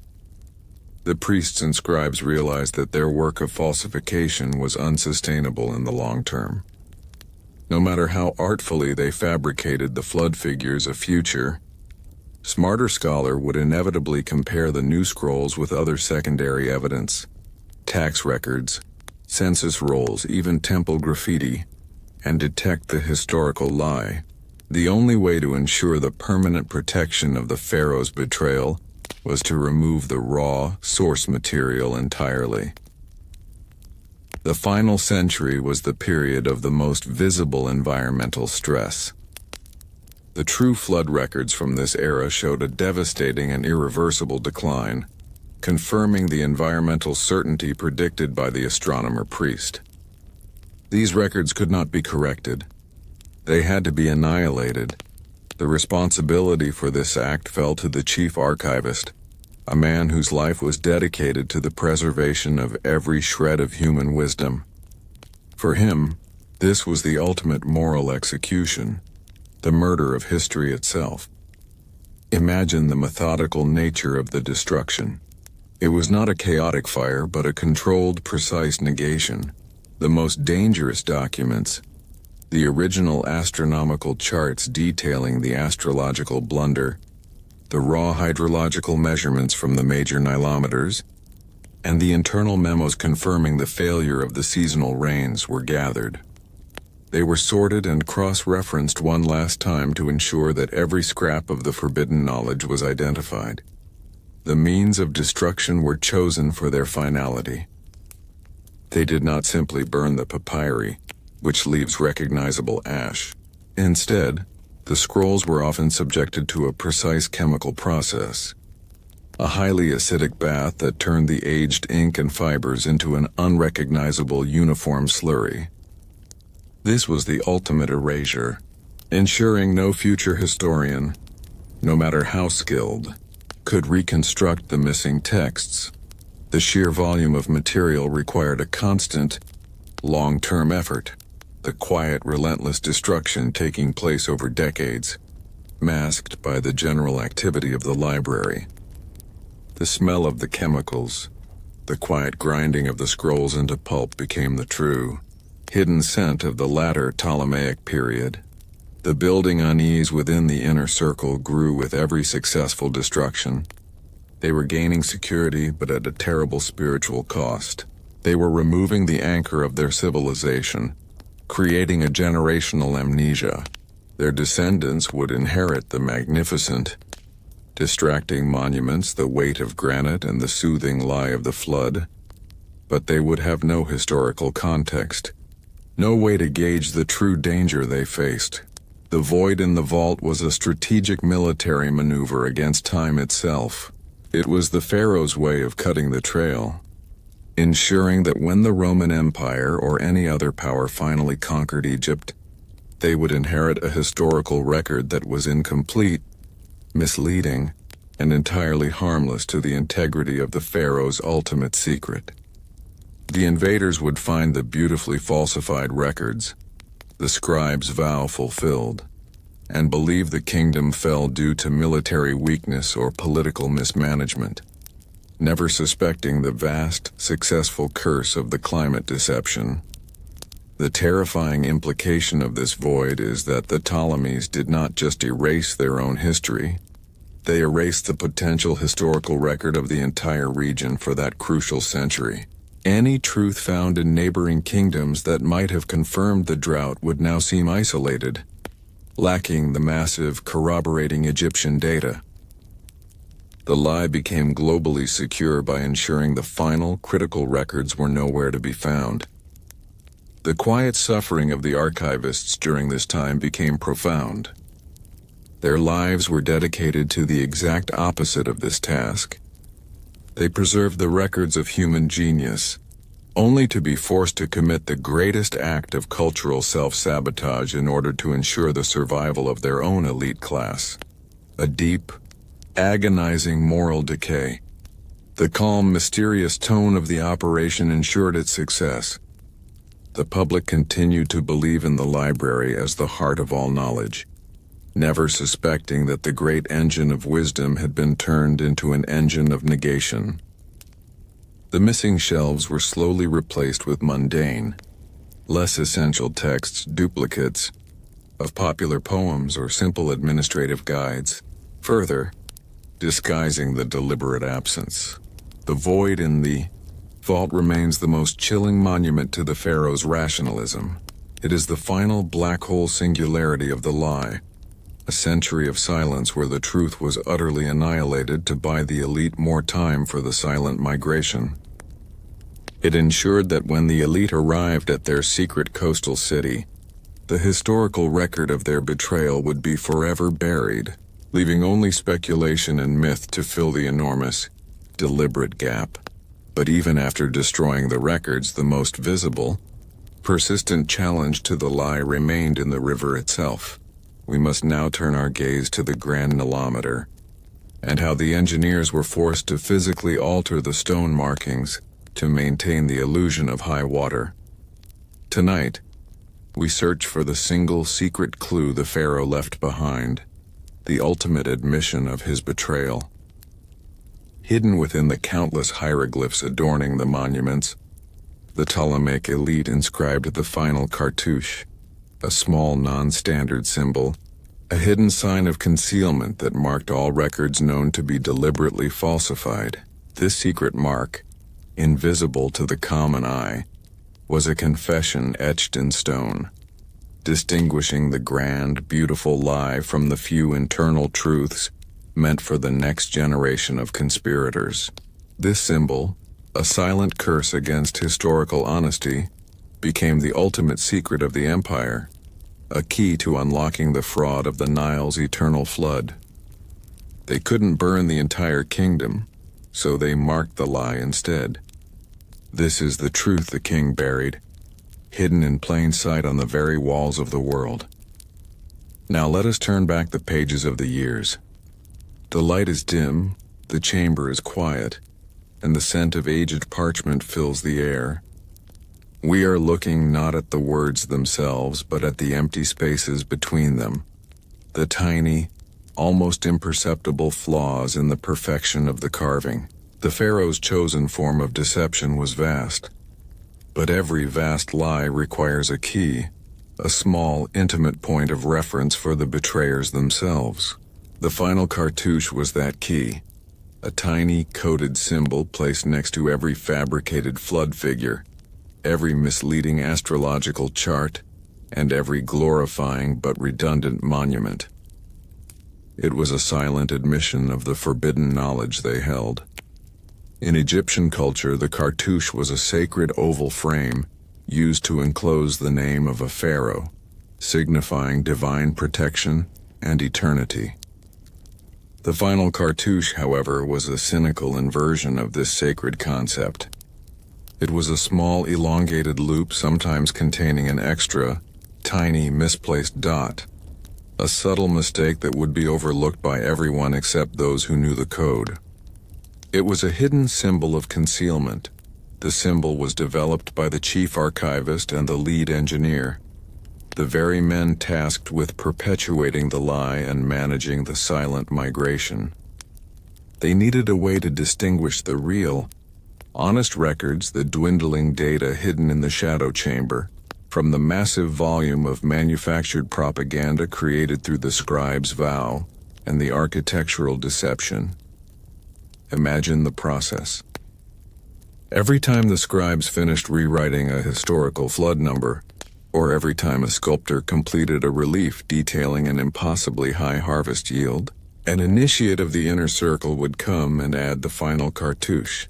It was a ritual of dishonesty, a final ceremonial seal that declared, "This information is intentionally false, for the sake of stability."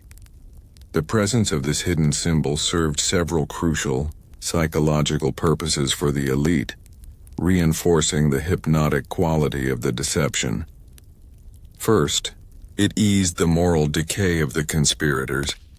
By marking the lie, they could rationalize that they were not completely destroying the truth. They were merely hiding it.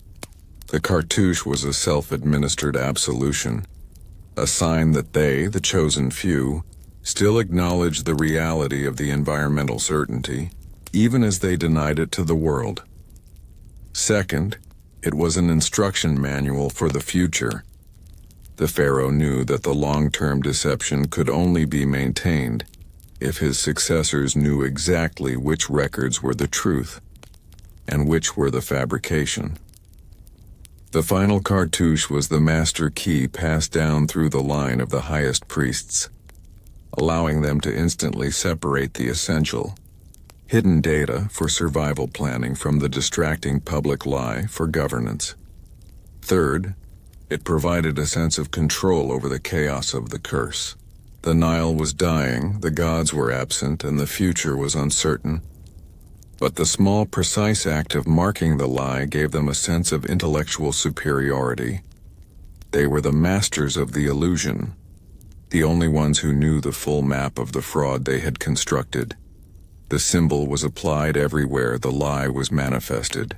It was carved onto the lower steps of the Grand Nilometer, next to the falsified flood markings. It was subtly etched onto the corner of the dedication plaques of the massive, pointless structures. It even appeared in the margins of the official copies of the astrological charts, right next to the fabricated alignments that promised the river's return. For the common person, the symbol was invisible, just another flourish of hieroglyphic design, perhaps an obscure reference to an ancient ancestor. But for the initiate, it was a constant, terrifying whisper. Every time they passed a great statue or consulted an official scroll, the small mark reminded them of the vast betrayal the king had commanded.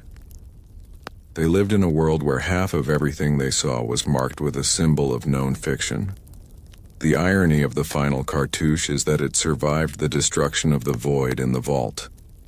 While the original, honest records were chemically erased, the marking of the lie remained on the surfaces and monuments that survived. This means that centuries later, any dedicated scholar, if they could only break the single, simple code, would instantly unlock the full scale of the deception. The cartouche is the silent witness that survived the murder of history. The final cartouche was the ultimate act of self-justification. It was the Ptolemies looking into the eye of history and saying, "We knew. We lied, but we knew. And here is the proof that we knew." It transformed the lie from simple ignorance into a monumental, multi-generational conspiracy. The symbol is a key, a secret, a confession, and a curse, all etched into the very fabric of the world they abandoned. It is the signature of the deceit. But while the symbolic lie was marked, the physical reality of the water still had to be confronted daily. We must now turn our gaze to the most challenging task of all, the physical alteration of the sacred Nilometer, ensuring the water itself testified to the Pharaoh's false vision. Tonight, we examine the philosophical core of the great betrayal, the doctrine of necessary illusion. This was the chilling, rational justification invented by the Ptolemaic elite for their centuries-long lie. Knowing the truth, the forbidden knowledge of the Nile's death, would instantly destroy their kingdom. The Pharaoh's counselors concluded that illusion was not merely permissible, but morally required for the sake of the crown and the preservation of order. They chose to impose a perpetual curse of deception on their people, arguing that a comforting, stable lie was superior to a chaotic, destructive truth. This secret doctrine demanded the systematic manufacture of hope, turning every act of governance into a calculated fraud designed to maintain stability over honesty. This is the truth the king buried, the cold, poetic logic that justified the murder of reality itself.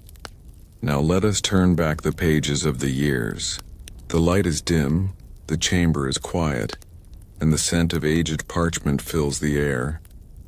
We are in the intellectual heart of the conspiracy, the private chambers where the philosophers and priests hammered out the ethical framework for their terrible choice. This doctrine of necessary illusion was their masterpiece, a theological and political theory that allowed the elite to sleep at night. It redefined their roles. They were no longer servants of the truth, but guardians of a higher engineered reality, a reality designed to prevent the people from destroying themselves in fear of the environmental certainty. The genesis of the doctrine lay in the profound despair that followed the confirmation of the astrological blunder. The initial fear was quickly replaced by a cold Ptolemaic rationalism. The question was not how to stop the drought, but how to manage the panic. The philosophers argued that the people, bound by faith in the divine order, were fundamentally incapable of processing the truth of cosmic indifference. To reveal the forbidden knowledge that the gods were silent and the Nile was dying due to vast, uncaring natural cycles would lead to immediate, devastating anarchy. The ensuing violence, famine, and civil war would kill far more people, and far more quickly, than the slow, creeping drought itself. Therefore, the doctrine asserted that the highest virtue of the ruler was to preserve order, even at the expense of truth. Honesty was redefined as a chaotic, destabilizing force, and the lie became the ultimate expression of sophisticated statecraft. The ruler's mandate shifted from receiving truth from the gods to creating a sustainable illusion for the populace. The doctrine was deeply poetic in its structure, almost beautiful in its cynical symmetry. It argued that the state was a vessel, and the common faith, the belief in the eternal flood, was the water that kept the vessel afloat. If you puncture the vessel with the truth, the final calendar, the vessel sinks instantly and everyone drowns. But if you slowly, meticulously replace the real water with a convincing illusion, the rituals and monuments, the vessel remains afloat long enough for the elite to guide a few to safety through the silent migration. This necessary illusion required immense philosophical discipline from the conspirators. They had to internalize the lie so completely that their outward performance never wavered. The priests had to believe, for the sake of the people, that the extravagant, distracting rituals of false hope were the most vital services they could render. They had to view the architectural deception not as wasted money, but as the essential cost of psychological stability. The doctrine justified the scribe's vow and the void in the vault by declaring that history was a therapeutic tool. The missing century, the falsified records, the final cartouche. These were necessary historical edits, crucial surgeries performed on the past to ensure the health of the present. The scribes were not criminals. They were historical physicians curing the kingdom of the disease of truth. The calm tone of the operation was a direct product of the doctrine. There could be no visible moral angst among the elite, for doubt would puncture the illusion. They had to execute the betrayal with tranquil certainty, adopting a demeanor that suggested their actions were not sinful, but tragically heroic, the ultimate sacrifice of their own intellectual integrity for the greater good of the state. The paradox at the heart of the doctrine was its utter reliance on the very knowledge it suppressed. To successfully fabricate the flood records, the priests had to constantly refer back to the true data hidden in the shadow chamber. The lie was a complex algorithm that required the truth as its input. They were forced into a perpetual, agonizing relationship with the forbidden knowledge, unable to let it go, yet unable to reveal it. The curse of the doctrine lay in the moral decay it enforced. It transformed empathy into calculation. The love the Pharaoh felt for his people became a chilling desire for control, a preference for their peaceful, comfortable ignorance over their terrifying, necessary awareness. He loved them enough to lie to them forever. This concept, a lie for the sake of the crown, became the unspoken highest law of the later Ptolemies. It ensured that every policy, every law, and every public expenditure served the single paramount goal: to sustain the fiction of the eternal Nile until the very end. The crown was saved, but the cost was the soul of the civilization, exchanged for the soothing balm of a necessary illusion. But even the magnificent philosophy of the illusion had to be backed by the undeniable reality of the water itself. We must now turn our gaze to the most critical visible record, the granulometer, and how the engineers were forced to physically alter the sacred stone to reflect the beautiful fiction. Detailing intellectual output in cold numerical terms, the low hum suggests the persistent underlying frequency. We are analyzing the silent, insidious moment where a technical problem was mistaken for a human failing, leading to a massive, self-inflicted delay caused not by slow wires, but by slow minds. In computer science, latency is the ultimate measure of efficiency. Low latency means high speed. High latency means slow performance. The entire purpose of packet switching, the foundational technology of the ARPANET, was to minimize latency and maximize the speed of information exchange. The engineers were trained to hunt down and eliminate delays measured in microseconds. The ULF contamination exploited this obsession with quantifiable speed. The physical pressure pulse resonating throughout the SRI node was continuous, non-stop and constant. It was not a message. It was a rhythmic environment, as discussed.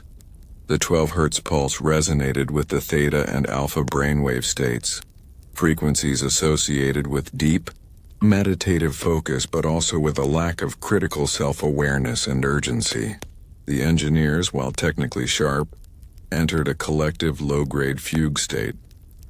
The difference between latency and suggestion is precisely this. Latency is a measurable fault in the machine. Suggestion is an unmeasurable fault in the human perception of time. The network continued to transmit data at its intended speed. The data packets arrived on time, but the engineers receiving the data were moving slower. They were taking longer to parse the results, longer to prioritize the next steps, and longer to decide what was important. They were experiencing a massive cognitive drag that they erroneously attributed to subtle, undetected flaws in the system's programming. The psychological reports from the cleanup operation note the consistency of their misplaced priorities. They would spend 2 days perfecting a routing algorithm that provided a marginal 1 millisecond gain in speed, while ignoring a critical security vulnerability that required a conceptual shift.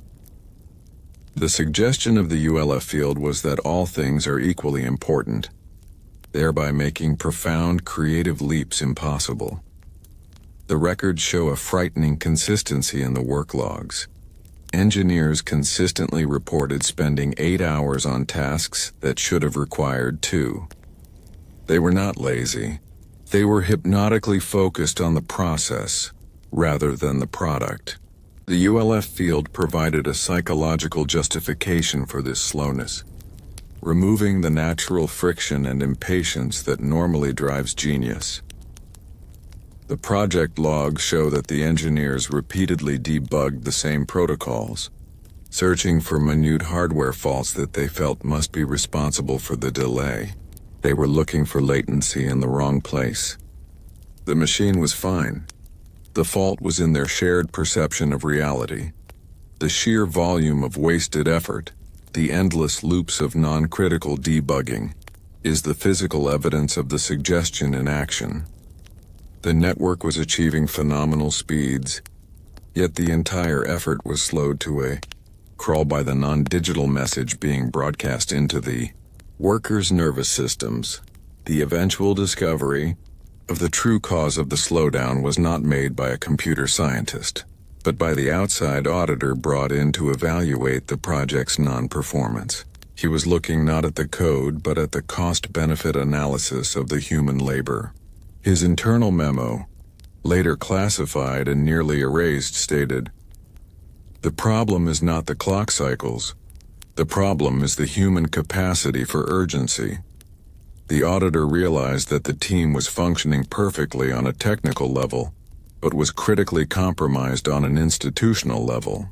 The ULF field had successfully replaced the urgency of the Cold War environment with a shared, continuous calm. This was the moment the distinction became clear. Latency can be fixed with better hardware. Suggestion requires an evacuation of the entire physical environment. The recovery reports indicate that once the ULF field was physically severed by the maintenance technician, the cognitive drag immediately lifted. Engineers reported a sudden, sharp clarity, often followed by confusion and embarrassment over the time they had collectively wasted. They were shocked not by what they did, but by what they didn't do for weeks. The incident redefined the concept of network resilience for the military. The ARPANET was designed to withstand a nuclear strike by distributing data packets. It was not designed to withstand a silent, psychological attack that made its operators simply not care about the security of those packets. The hidden truth of the incident is that the military realized that in the age of advanced computing, the suggestion of peaceful compliance is a far more effective weapon than outright destruction. If you can make your opponent's top mind slow, docile, and focused on trivialities, you do not need to hack their systems. The ultimate anomaly of the difference between latency and suggestion lies in the vulnerability it exposed. The digital infrastructure, built to be mathematically perfect, is only as fast as the most emotionally compromised biological unit operating it. The speed of the computer is irrelevant. If the speed of the human mind has been artificially slowed by environmental physics, the resulting protocol changes, the highly complex shielding and grounding systems implemented in all subsequent classified facilities are not just technical updates. They are permanent, physical fortifications against the possibility of mass psychological suggestion. The Navy built these defenses against the silent, non-digital message of the 12 Hz pulse. In network theory, every connection begins with a handshake, a formalized digital greeting where two systems agree on the rules of communication. The most foundational handshake is often called Protocol Zero, the very first agreement before data flows. The classified files of Project Nightingale, reconstructed from fragments the Navy intended to have completely erased, expose a horrifying anomaly. The ULF contamination created an unwritten, silent Protocol Zero that functioned entirely outside the code. This hidden truth is that the network, through its physical resonance, was performing a secret acoustic handshake with the human operators in the room. This digital whisper was a constant subaudible pressure pulse that established an unspoken, collective rule. All communication must be calm. The real threat was not a hack, but a foundational, psychological agreement enforced by the wires themselves. We are now focused on the junction between the logical and the physical, the point where code met copper. The documents before us are highly technical. Excerpts from the original ARPANET network initialization routines, detailing the precise steps of the connection handshake. The script is cold and dense with technical jargon. The air in the archive is motionless, carrying only the persistent low hum. This hum is the acoustic signature of the contamination, a continuous reminder that the code, while logically perfect, was running atop a flawed, resonating physical base. We are seeking the point in the digital sequence where the physical interference was silently inserted. A digital handshake is a complex series of negotiations. Before the computer can exchange data, it must agree on parameters: the speed, the packet size, the synchronization method. This agreement is formalized in a starting sequence. Protocol 0 refers to the most basic, fundamental layer of this agreement, the unspoken guarantee that the connection is stable and ready to receive. The ULF contamination did not interfere with the digital packets once they were being sent. Instead, it corrupted the very environment surrounding the protocol establishment. The 12 Hz ULF pressure pulse was continuous. It did not turn on and off. It was a constant state of being inside the SRI node.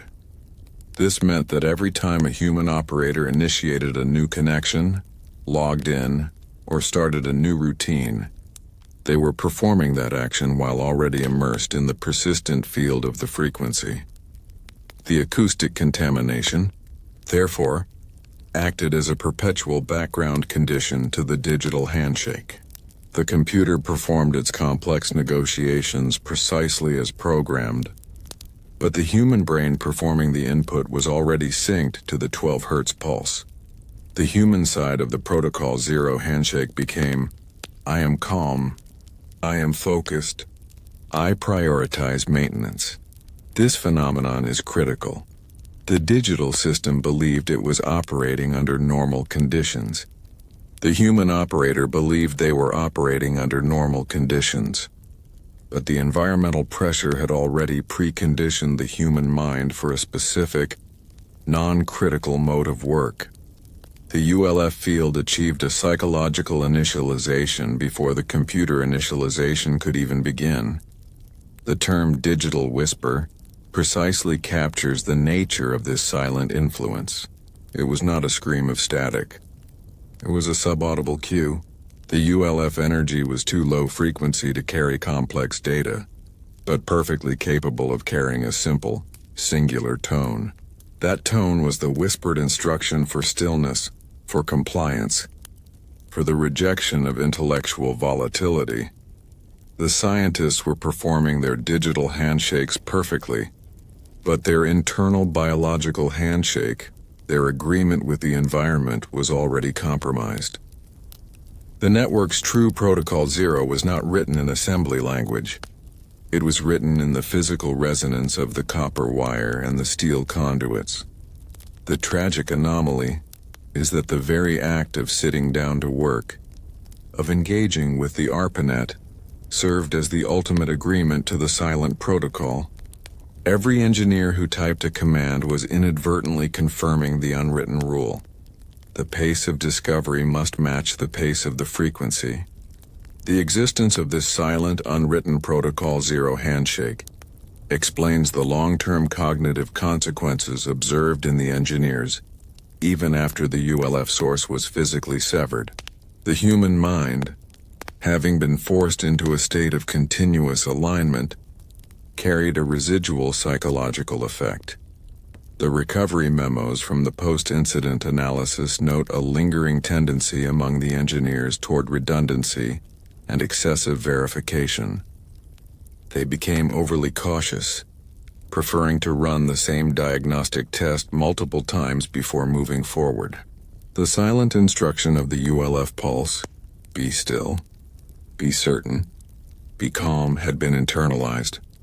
This realization led the Navy to understand that the corruption was not temporary. The silent protocol had changed the fundamental intellectual approach of its key personnel. They were still brilliant, but their risk tolerance and creative recklessness, the necessary components of breakthrough science, had been permanently lowered. The erasure of all records pertaining to the Protocol Zero handshake was deemed necessary because the documentation constituted a blueprint for psychological warfare that did not require direct confrontation. It showed how a simple physical setup could achieve long-term, self-sustaining behavioral modification in a highly sophisticated target group. The ultimate fear was that an adversary could replicate this subtle technique, not to steal secrets but to induce institutional stagnation. If every critical infrastructure node, from power grids to financial exchanges, could be silently forced into a state of non-critical, slow-paced compliance, the entire operational capacity of the nation could be compromised without firing a single shot.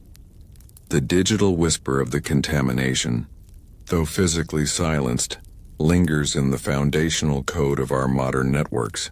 The principle of the handshake remains central, but the physical environment must now be treated with the same meticulous care as the software. The highly complex shielding and grounding requirements in modern server architectures are permanent, expensive safeguards against the recurrence of the silent protocol. They are the institutional admission that the most secure digital systems are still vulnerable to a protocol zero that is written in physics and received by biology.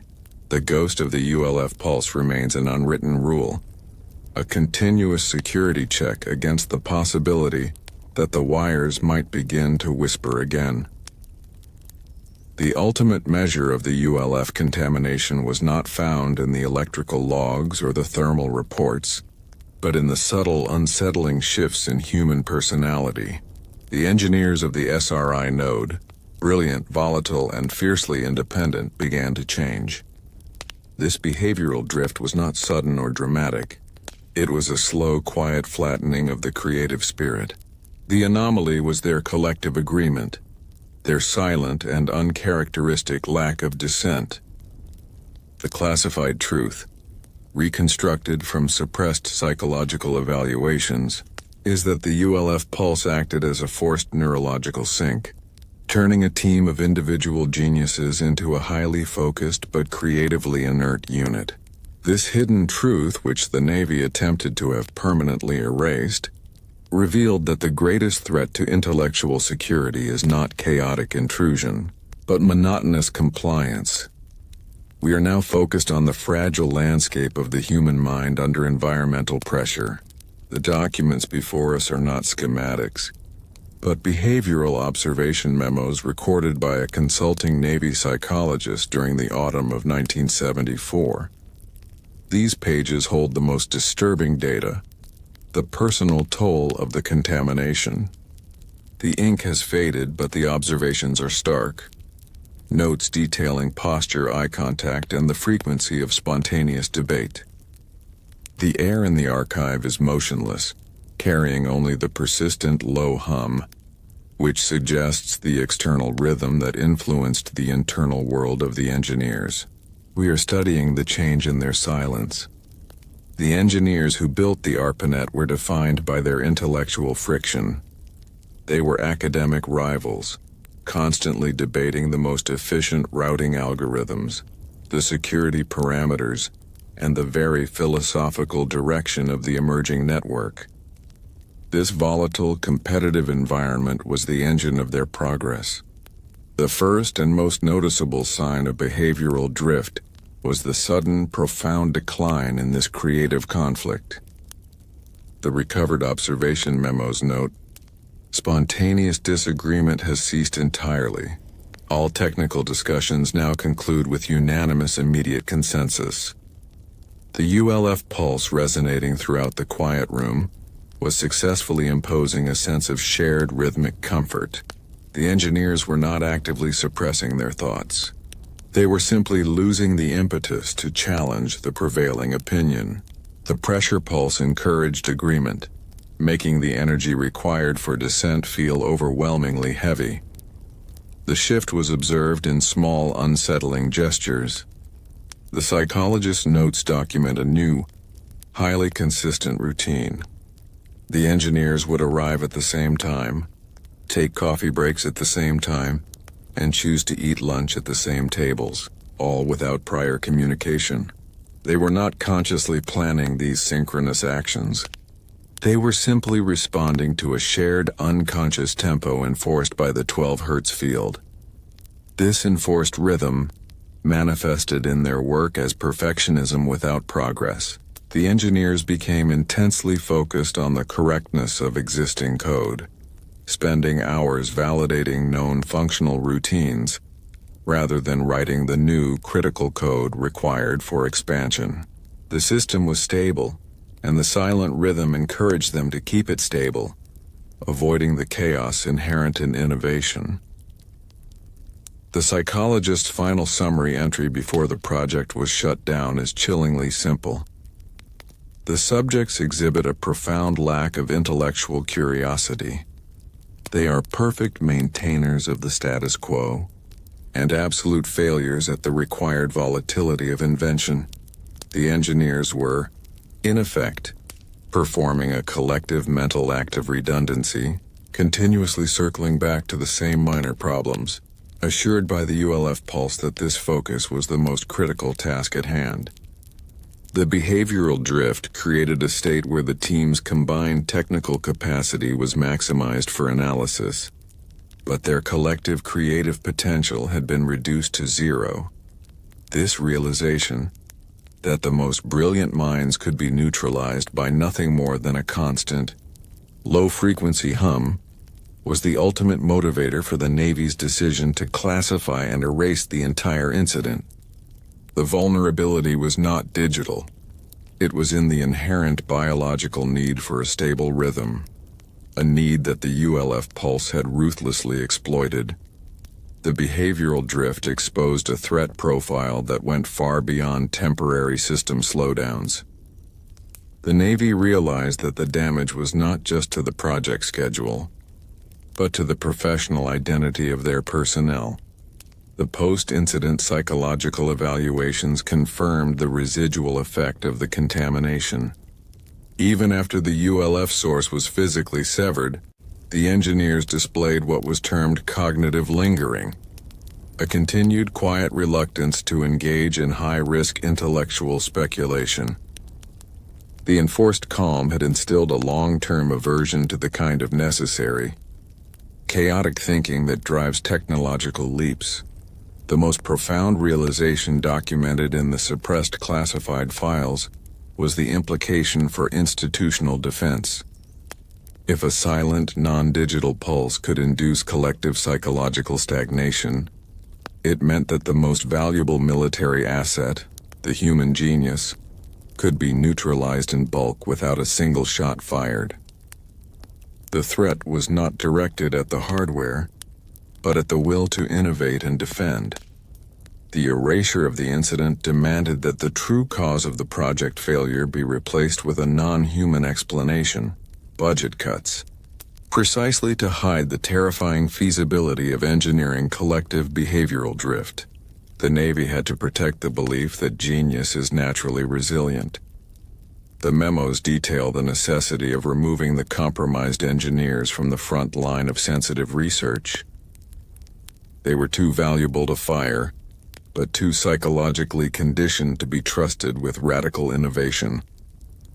This silent relocation of personnel, the quiet shifting of compromised assets, is the lasting human cost of the ULF ghost. The hidden truth is that every engineer who worked in the quiet room carried the ghost of the ULF pulse in their future careers. They were permanently inoculated against intellectual recklessness, forever preferring the safety of the verified over the danger of the new. Their collective trauma was the quiet, unsettling understanding that their own minds could be hijacked by the simple resonance of the copper wire. The ghost of behavioral drift persists in the meticulous psychological screening used today in sensitive defense programs. The goal of these screens is not just to find instability, but to detect an unnatural, sustained stability, the kind of quiet, compliant perfection that the ULF pulse engineered. The ultimate act of defiance in the face of the ULF contamination was not a technical fix, but a quiet, profound act of self-preservation. Dr. Elias Thorne, the chief architect of the network protocols and the guiding intellectual force behind the SRI node, simply walked away. His departure was sudden, unexplained, and deemed a professional anomaly, a highly classified event that was officially erased from the project's successful narrative. The hidden truth is that Thorne was the first to realize the full psychological horror of the behavioral drift. Recognizing that the ULF pulse was not just slowing the work, it was destroying the intellectual soul of the team. He fled not because the project failed, but because he saw within his own altered focus the terrifying perfection of the silent attack. He left to save the one thing the Navy could not protect, his own creative independence. We are now focused on the single human decision that validated the entire ULF threat. The document before us is Dr. Thorne's one-paragraph letter of resignation, a model of professional non-explanation. It cites only unforeseen personal exigencies. The cold clarity of the typeface belies the desperation of the choice. The air in the archive is motionless, carrying only the persistent low hum, which serves as a constant auditory reminder of the pressure pulse Thorne chose to escape. We are searching for the true cause of his departure, the moment his intellectual curiosity broke under the weight of the enforced calm. Dr. Elias Thorne was a pioneer of early network theory. His mind thrived on complexity, abstraction, and crucially intellectual conflict. He was the most volatile and creatively challenging member of the SRI team, which made him the most prominent target of the ULF field's silent influence. The behavioral drift memos, recorded by the consulting psychologist, contain several early references to Thorne's change. Initially, the psychologist noted it as a positive. Dr. Thorne seems to have found a new level of focus. His previous, sometimes disruptive volatility has been replaced by a consistent, measured approach. This measured approach was the infection. Thorne's previous volatility was the friction that led to breakthroughs. Under the 12 Hz pulse, he found himself incapable of generating the necessary creative chaos. He was solving problems, but only the predictable ones. He was optimizing known systems, but failing to invent new ones. Thorne's own journal entries, smuggled out and later recovered in a private archive, reveal the internal terror. He wrote, "The code is clean, but my mind is slow. I look at the new protocols and the answer is always the simple, safest option. The beautiful complexity is gone. It feels like a constant, quiet voice saying, 'Do not risk it.' I am the architect, but I no longer trust my own vision." The true moment of decision came when Thorne realized the pattern of collective waste. He recognized that the team had spent 4 weeks correcting an inconsequential routing error that provided only a marginal speed gain, while a critical, unresolved challenge in packet authentication was left entirely untouched. The ULF field had successfully replaced the team's high-level priorities with an obsessive focus on low-level detail. Thorne saw that he, the chief architect, was participating in the destruction of his own masterpiece. His genius was being redirected into bureaucratic perfectionism. The network he was building was fast but sterile, secure but creatively dead. The physicist recognized the physics. Thorne was acutely aware of the ULF testing in the adjacent auxiliary facility. Unlike the junior engineers, he understood the theoretical potential of low-frequency induction. When he began to feel the silent, steady pressure, he was the first to connect the physical anomaly with the psychological corruption. Thorne's final, desperate act was to submit a resignation that offered no reason. He knew that to state the true reason, "I'm being psychologically compromised by the electromagnetic infrastructure of my own project," would trigger an immediate, high-level security containment that would silence him forever. He chose to sacrifice his career to save his mind. His leaving was not an act of surrender, but an act of self-exile from an invisible, silent contamination he could not fight from the inside. The departure of Dr. Thorne was met with a cold, administrative silence. The Navy could not explain his exit without confirming the psychological threat. Instead, they processed his resignation with immediate, quiet efficiency, ensuring no internal inquiry was launched. His sudden absence, rather than his continued presence, became the final, damning evidence of the ULF ghost's power. The internal security memo regarding Thorne's exit, heavily classified and later mostly erased, stated that his leaving was preferred to long-term containment. The bureaucracy feared his knowledge and his volatility. They understood that a genius who self-preserves is far more dangerous than one who stays and is silently controlled. The hidden truth is that Thorne's flight was the final, critical push that forced the Navy to shut down Project Nightingale entirely. If the chief architect was fleeing his own creation, the problem was existential, not financial. His quiet desperation provided the subjective proof of the behavioral drift that the objective electrical instruments could not. The ultimate tragedy of the architect who left his own project is that his final, brilliant invention was the understanding of the network's ultimate fragility, a vulnerability that resides entirely in the human element. He understood that the perfection of the code meant nothing if the mind writing the code was being silently commanded to prioritize mediocrity. Thorne's erasure from the historical record was meticulous. His name was scrubbed from the project's public success stories. His professional timeline was simply marked by a sudden, unexplained void in the years 1974-1978. This blank space is the memorial to his sacrifice, the proof that he alone successfully rejected the silent, continuous suggestion of the ULF pulse. The lingering question, which haunts the architecture of our modern digital defense, is simple.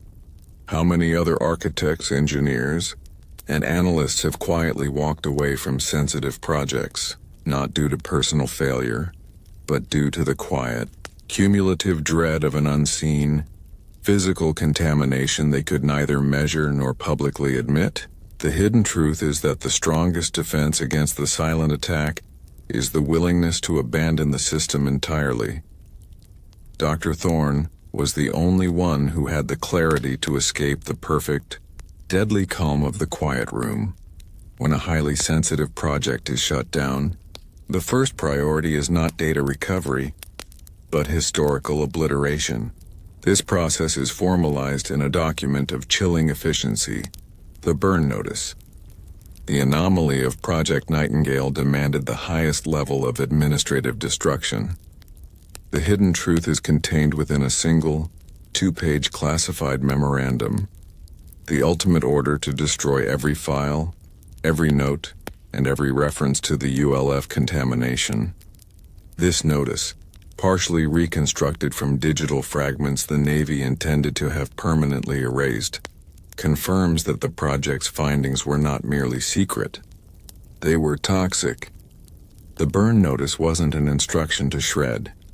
It was an instruction to incinerate, ensuring that no physical trace of the silent psychological attack could ever be retrieved or replicated.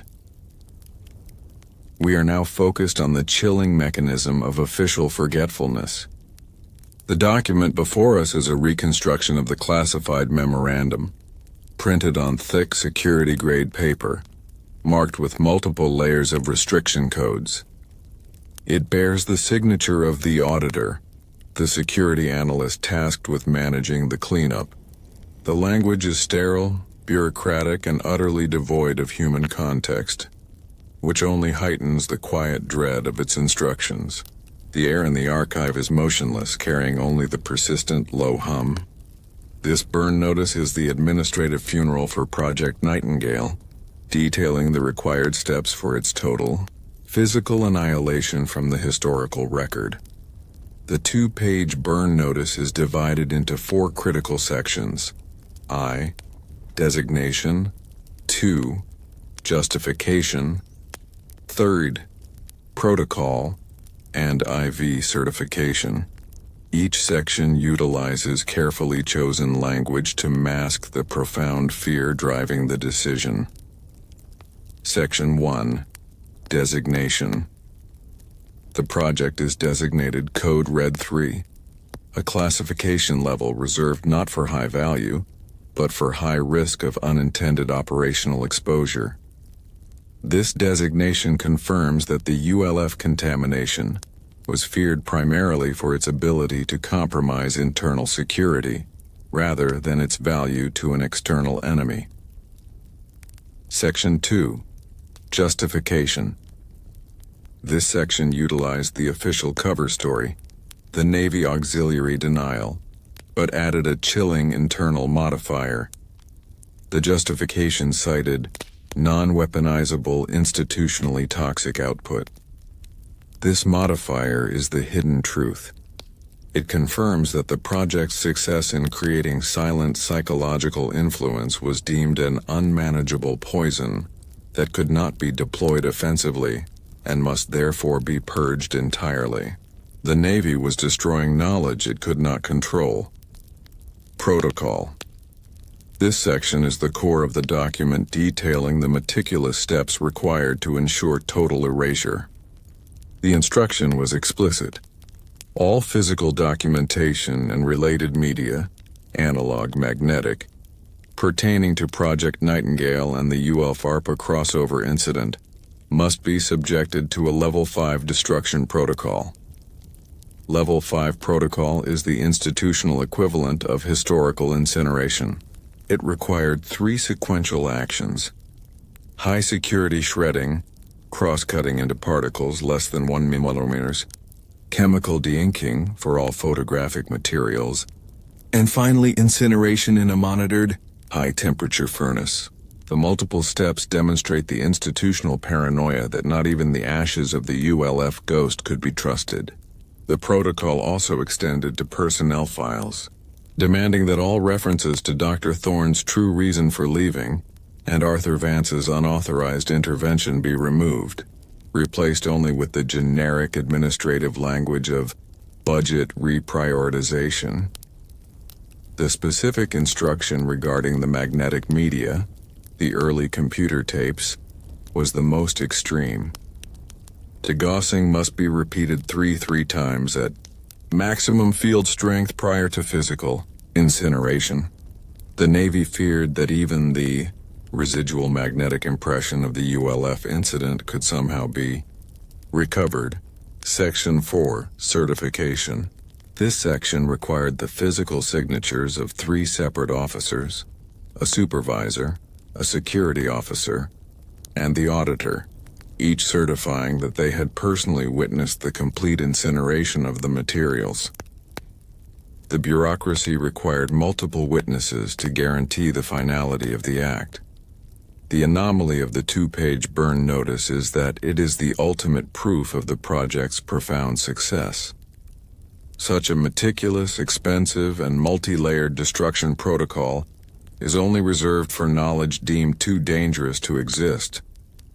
The administrative act of executing the 2-page burn notice had a secondary, psychological effect on the personnel involved in the cleanup, primarily on the auditor. He was the one who certified the incineration, and he carried the weight of the secret he personally destroyed. The institutional rationale for the high-level secrecy was simple: to prevent the ULF acoustic technology from ever being replicated or theorized upon, The Navy feared that if the principles of transmission without a receiver were widely understood, the entire concept of secure communication would collapse. The burn notice was the first line of defense against the intellectual spread of the ULF ghost. The hidden truth is that even the burn notice, the instruction for absolute destruction, was not entirely successful. A copy, deemed non-essential for Level 5 destruction, survived in a low-level administrative file that focused on budget auditing, a file so mundane it escaped the auditor's full scrutiny. This residual fragment, detailing the protocol of destruction, is the only reason we know the true extent of the project's toxicity. The language of the memorandum, cold, procedural and clinical, was an attempt to deny the emotional reality of what was happening.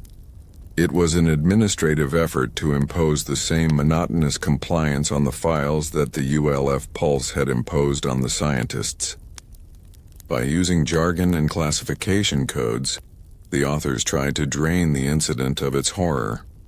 The ghost of the burn notice persists in the institutional culture of information control.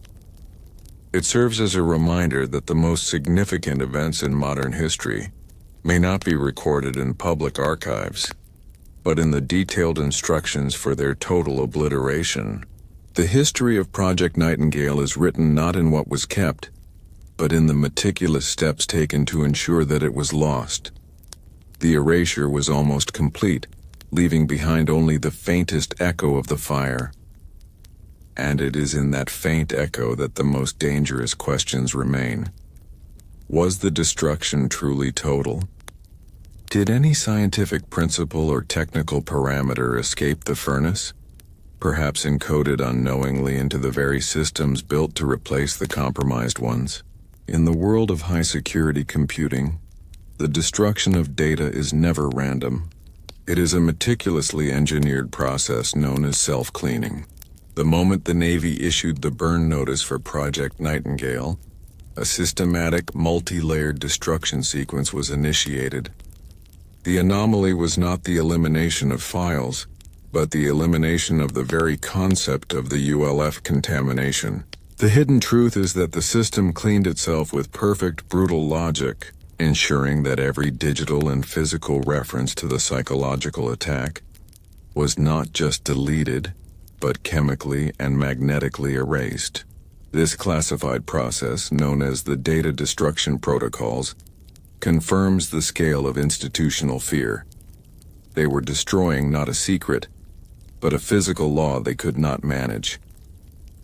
The system cleaned itself to maintain the illusion of its own resilience.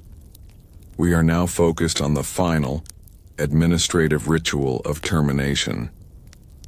The documents before us are the technical specifications for the data wiping and physical destruction equipment used in the cleanup of the SRI node.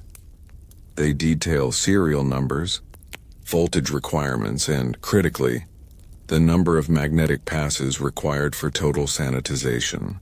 The air in the archive is motionless, carrying only the persistent low hum. This hum is the spectral reminder of the frequency that necessitated this elaborate purge. We are tracing the cold, logical steps taken to remove a non-logical problem. The final, quiet attempt to impose order on a profound scientific and psychological chaos. The first phase of the system's self-cleaning involved the digital records. In the early 1970s, digital data was stored on massive, open-reel magnetic tapes. The standard protocol for deletion was simply to write over the data once, a process known as single-pass overwriting. The ULF contamination demanded a far more rigorous approach. The data destruction protocols required a three-pass system known as the Wormwood Protocol. This process involved 3 sequential steps on every single magnetic tape used by Project Nightingale. First, overwriting the tape with a repeating pattern of 1s, 11 11. Second, overwriting the tape with a repeating pattern of 0s, 0 0 0. Third, overwriting the entire tape with a randomly generated binary code, This triplicate process ensured that not only was the data gone, but any residual magnetic ghost image of the original data was also scrambled beyond any current means of recovery. The computer tapes were digitally annihilated. However, the Navy's paranoia went further, specifically targeting the potential for the ULF frequency to have induced residual magnetic field effects on the tapes. The ULF pulse, though not a data stream, was a powerful low-frequency electromagnetic wave. The fear was that the pulse might have left a subtle, non-digital magnetic signature on the tape material itself, a persistent acoustic memory of the contamination. Therefore, the second phase of the digital self-cleaning was physical degaussing. Degaussing is the process of exposing magnetic media to a powerful, rapidly oscillating magnetic field, randomly scrambling all residual magnetic patterns. The burn notice specifically required maximum power degaussing, repeated three times. The extreme repetition confirms the institutional fear. They were trying to magnetically erase the memory of the contamination itself, not just the data on the tape. The third phase of the digital self-cleaning, the ultimate sign of the threat's toxicity, was physical incineration. Even after the 3-pass digital overwrite and the triple degaussing, the tapes were not trusted. They were subjected to the Level 5 destruction protocol, reduced to ash in a high-temperature furnace. The cold logical sequence of these protocols confirms the gravity of the hidden truth. The Navy was treating the data not as information, but as a biological contaminant. The system cleaned itself with the same ruthless efficiency that the ULF pulse had used to enforce behavioral compliance. The system's attempt to clean itself was a perfect demonstration of procedural paranoia. But even the most rigorous protocol cannot account for human error or administrative gaps. The anomaly lies in the failure of the perfect destruction. The data destruction protocols were designed for information, but they failed to account for the simple documents that were administratively tangential to the data. While the research notebooks and computer tapes were incinerated, secondary materials, purchase orders, shipping manifests, and non-scientific maintenance logs were routed to a separate facility for standard Level 3 destruction, shredding only. This administrative gap allowed a critical piece of evidence to survive. The classified protocol failed because the system was designed to destroy knowledge, but not bureaucracy. The maintenance log containing Arthur Vance's handwritten entry and the single, faded thermal receipt confirming the purchase of the specialized 12 Hz filter survived because they were classified as auditing material, not scientific data. The hidden truth is that the massive, self-cleaning mechanism was defeated by the smallest, most mundane piece of paper. The system cleansed itself of all high-value intelligence, but left behind the low-value receipt that provided the physical proof of the contamination's frequency. This failure of total erasure confirms a fundamental archival paradox. The more valuable the information, the harder the institution works to destroy it, and the more likely that tangential, low-value information will survive to tell the story. The perfect self-cleaning failed because it was too focused on the complexity of the data, overlooking the simplicity of the receipt. The ghost of the system cleaning itself persists in the lingering question of residual code.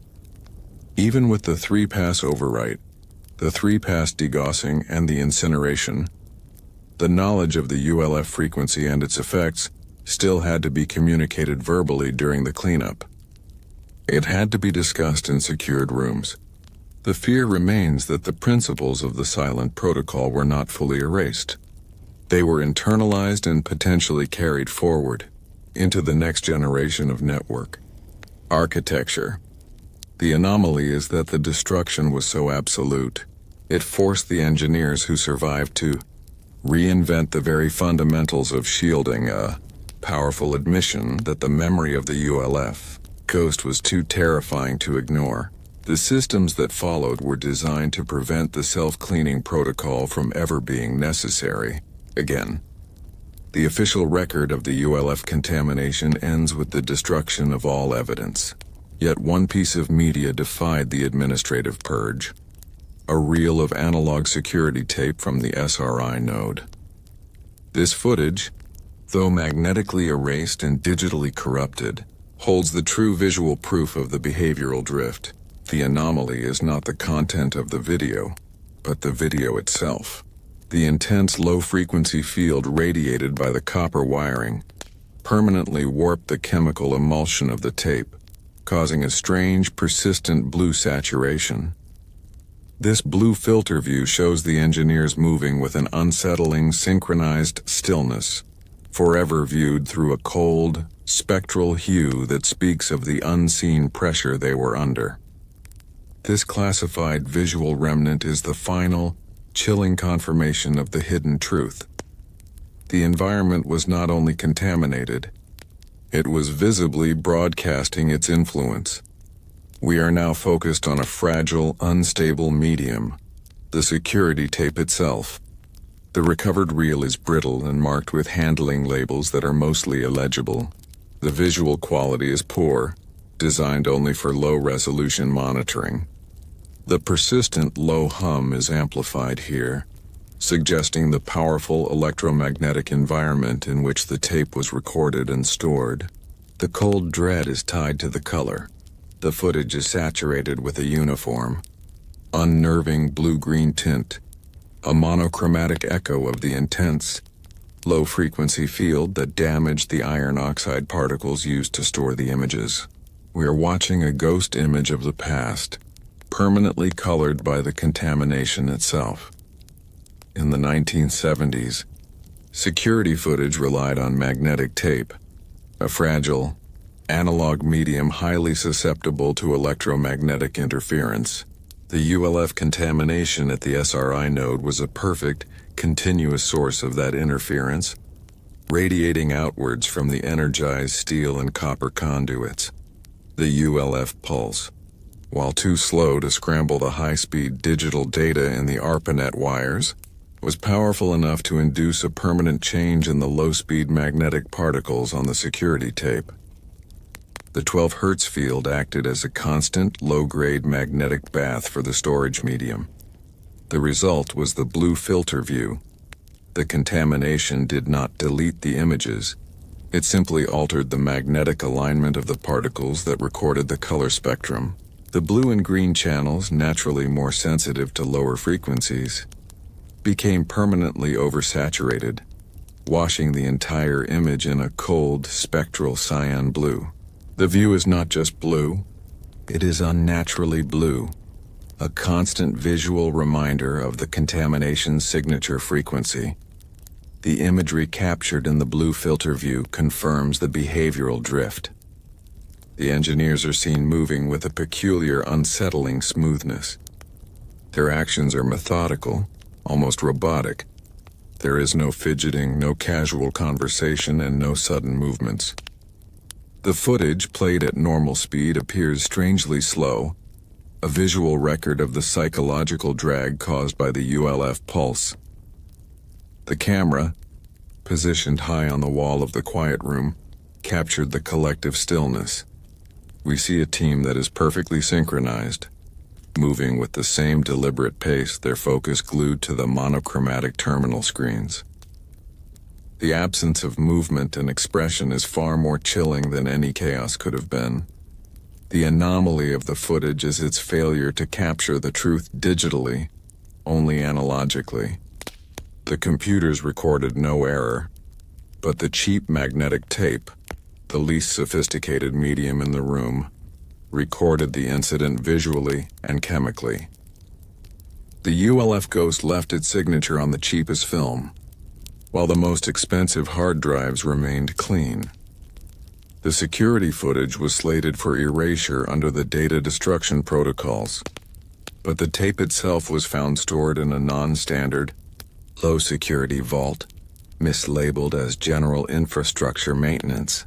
This administrative oversight allowed the chemically altered reel to survive the purge, existing as a silent, contaminated artifact of the past. The blue filter view is the only witness that saw the full scope of the ULF ghost's work. A quiet, continuous portrait of human genius rendered docile, trapped forever in a cold, synthetic blue light that mirrors the depths of the institutional dread. The very existence of the security footage that corrupted itself caused profound paranoia during the internal cleanup. The Navy security personnel feared not just the content of the tape, but the mechanism of its corruption. The classified internal memos reveal a concern that the ULF contamination had achieved a permanent, residual signature on the medium. The hidden truth was that the Navy was terrified the blue filter view was not just visual damage, but a new, unintended form of visual encryption.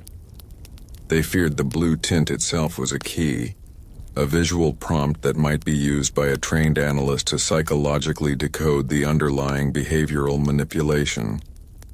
The security team attempted to digitally clean the footage, running it through early color correction filters. These efforts failed completely. The blue saturation was too complete, too physical. They realized the only way to erase the evidence was the original Level 5 incineration protocol. But the tape was lost in the bureaucratic shuffle, rendering the final destruction impossible. The anomaly of the corrupted footage is that it serves as the most powerful piece of psychological evidence. Unlike the sterile, cold numbers of the log entries, the blue filter view forces the observer to acknowledge the human cost. We see the blank stares, the unnaturally slow movements, and the synchronized posture, all bathed in the eerie light of the ULF ghost. The archival record must treat this footage as fundamentally compromised. It is a visual document that speaks only of its own decay.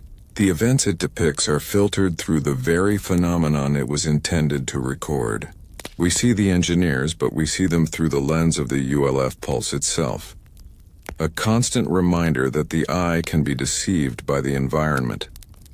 The final, unsettling revelation of the corrupted security footage is that it permanently undermines the idea of objective historical observation. When the medium of recording is physically compromised by the secret it holds, the observer must forever question the veracity of what they see. The blue filter view is the constant cold whisper that even the visual record cannot be trusted.